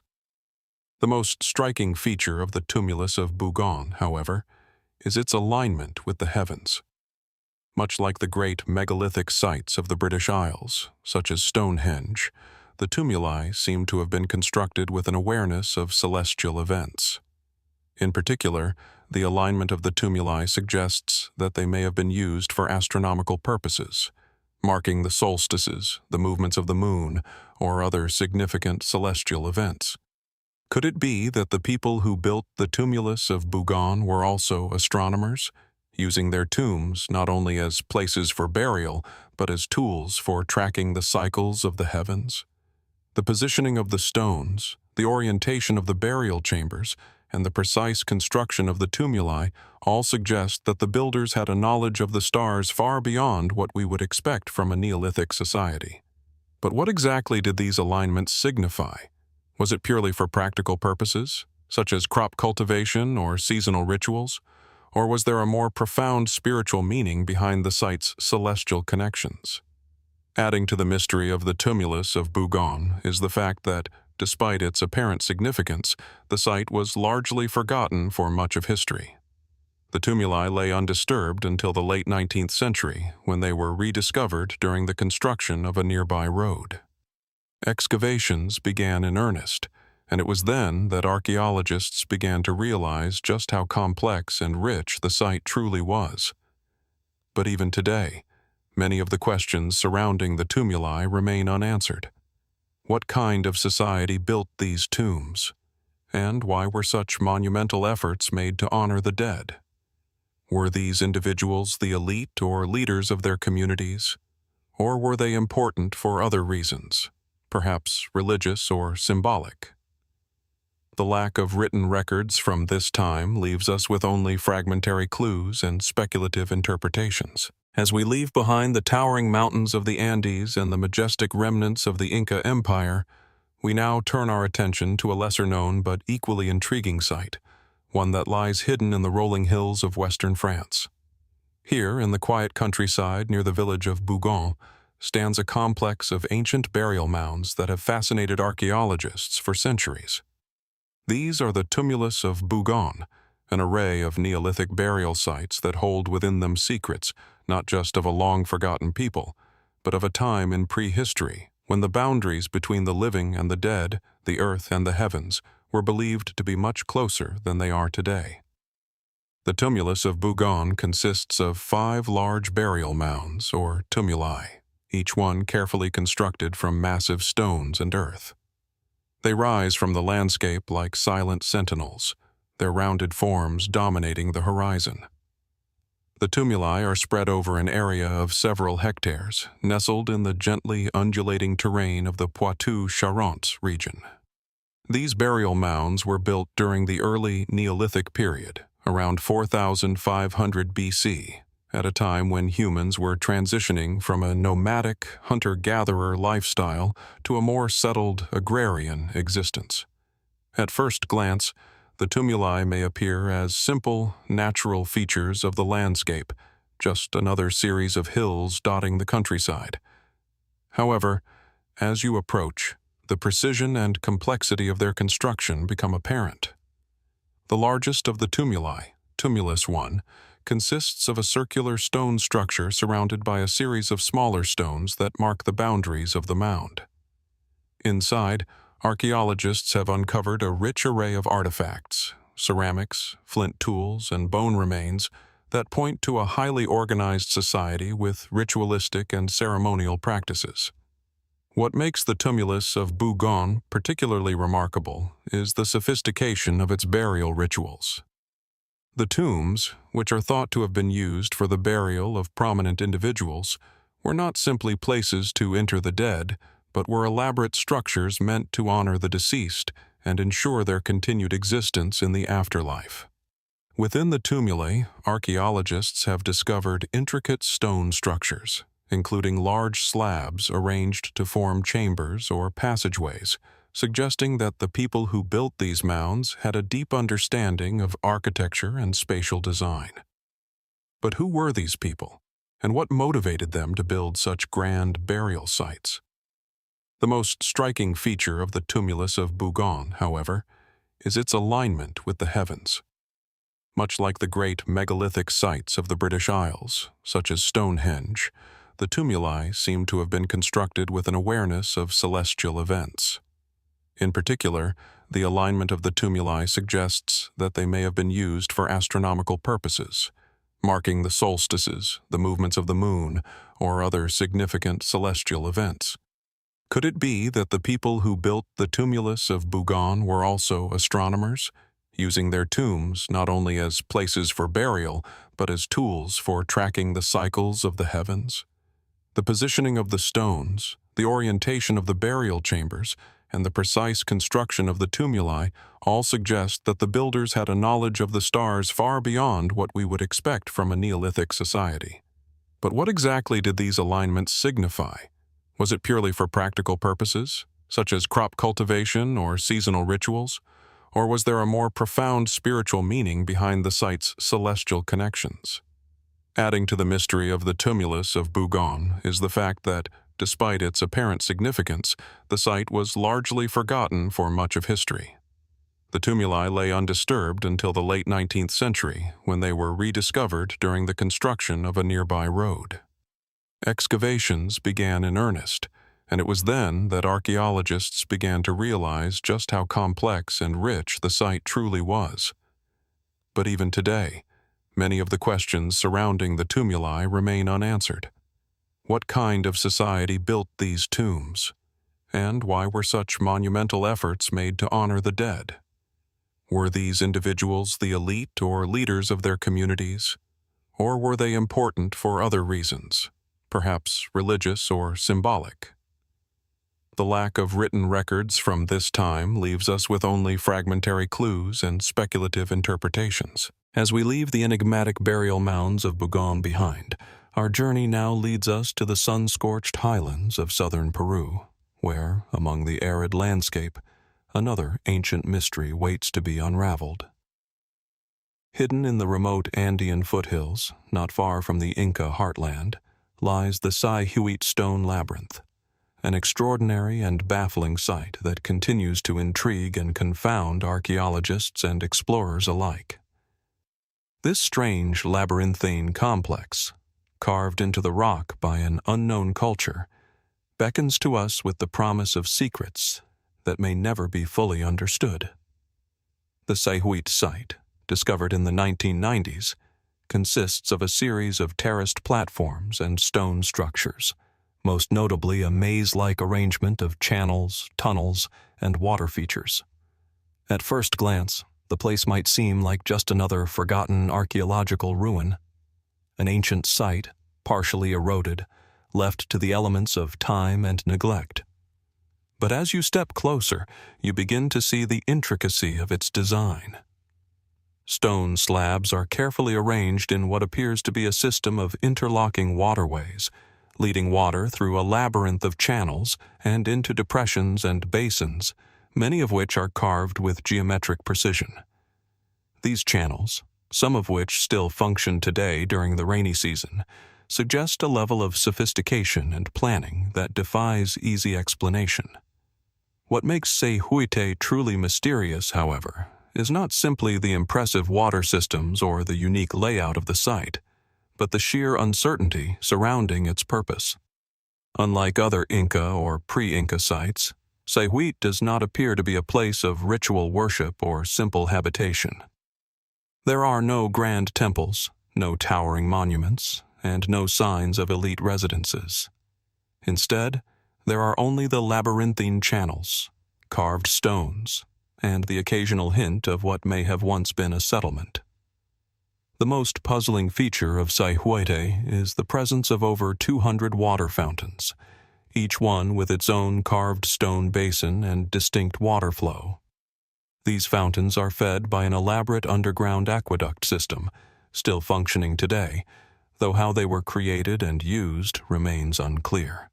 The sheer complexity of the waterworks suggests that the people who built Sayhuite had advanced knowledge of hydraulics and water management. Yet there is no definitive explanation for why such an intricate system was created. Was this a utilitarian infrastructure designed to irrigate crops in the arid climate? Or did these fountains serve a more ceremonial or mystical function? Some archaeologists speculate that the site may have been a ritual center where the controlled flow of water represented the sacred nature of life and death, or perhaps the cyclical rhythms of the seasons. The fact that the fountains and water features are arranged in geometric patterns could suggest a connection to cosmological or astronomical beliefs. Water, after all, was an important symbol for many ancient cultures, representing both life and renewal. Could Sayhuite have been a sacred space where the people honored their gods through the controlled manipulation of water, a substance they saw as divine? The presence of the labyrinth-like structure might further support this idea, as labyrinths are often found in ancient cultures as symbols of journeys, either physical or spiritual, representing an inward search for understanding or enlightenment. Yet, despite the speculation, there is no direct evidence linking Sayhuite to any specific religious practice. The lack of inscriptions, statues, or obvious ritual objects leaves us with very little to go on. Some believe that the site could have been a water temple, a sacred space where people could commune with the divine through the manipulation of water. But the absence of the usual markers of religious activity leaves us wondering whether we are missing something crucial. The size and scale of the labyrinth also suggest that Sayhuite could have served as something more than a local shrine or a simple agricultural center. The complexity of its construction raises questions about the society that built it. Who were the people responsible for this feat of engineering, and why would they have chosen such a remote location to build it? The location of Sayhuite, deep in the mountains and far from the major centers of the Inca Empire, suggests that it may not have been part of the Inca civilization at all. In fact, there is no direct evidence that the Incas ever used the site, and some researchers believe that it may have been built by a pre-Inca culture, possibly the Wari civilization, which flourished in the region between 600 and 1100 AD. The Wari were known for their advanced engineering and agricultural techniques, and some believe that they could have been the ones responsible for the construction of Sayhuite's complex waterworks. However, this theory is far from definitive. The site's location, high in the Andean foothills, does not seem to fit the pattern of other Wari settlements, which were usually built in more accessible locations. Others have suggested that the site may have been built by a completely unknown culture, one that left behind no written records or identifiable artifacts. If this is the case, then Sayhuite could represent a lost civilization, one that developed advanced engineering techniques but vanished without a trace. It is a sobering thought. What might we be missing from the historical record of the Andean peoples? Are there other sites, hidden in the mountains or buried beneath centuries of soil, that could reveal further secrets about the people who constructed Sayhuite?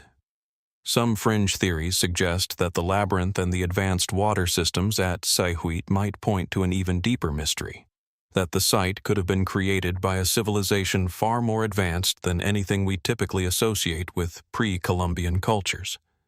There are those who propose that Sayhuite, with its precise engineering and mastery of hydraulics, might have been influenced by, or even constructed by, an unknown civilization with access to lost technologies. These theories often look to parallels with other megalithic sites, such as those in Egypt or Mesopotamia, where advanced knowledge of astronomy and architecture seems to have been achieved without clear explanations. While there is no solid evidence to support such theories, the idea that an ancient culture could have possessed knowledge far beyond what we expect remains tantalizing. In addition to the mysterious nature of its construction, Sayhuite also holds an intriguing connection to the environment itself. The site is located near several important natural features, including hot springs and rivers, which may have held special significance for the people who lived there. The careful design of the water features and their integration with the landscape suggests that the builders of Sayhuite saw themselves as part of a larger, interconnected world. A world where the forces of nature, from the flow of water to the alignment of the stars, played a central role in their lives. Could the site have been constructed as part of an attempt to harmonize human activity with the natural world? Was the labyrinth a symbolic representation of this relationship, or was it a functional tool used in rituals that sought to harness the power of water and earth? Even as archaeologists continue to study the site, the true purpose of Sayhuite remains elusive. The lack of written records, combined with the site's remote location and complex design, means that we are left with more questions than answers. The ancient builders of Sayhuite left behind no inscriptions, no definitive explanations, and no clear cultural context. Yet the precision of the water systems, the labyrinthine channels, and the absence of other visible features continue to challenge our understanding of ancient Andean civilizations. Was Sayhuite simply an advanced agricultural center, a place where water was managed for the benefit of the community? Or was it a sacred space, a site where the forces of nature were manipulated for spiritual or cosmic purposes? Theories abound, but the full mystery remains unsolved. As we stand in the quiet of Sayhuite, surrounded by the weathered stones and the quiet rush of water through ancient channels, we are reminded of the profound mysteries that still lie hidden in the world's forgotten corners. What knowledge have we lost?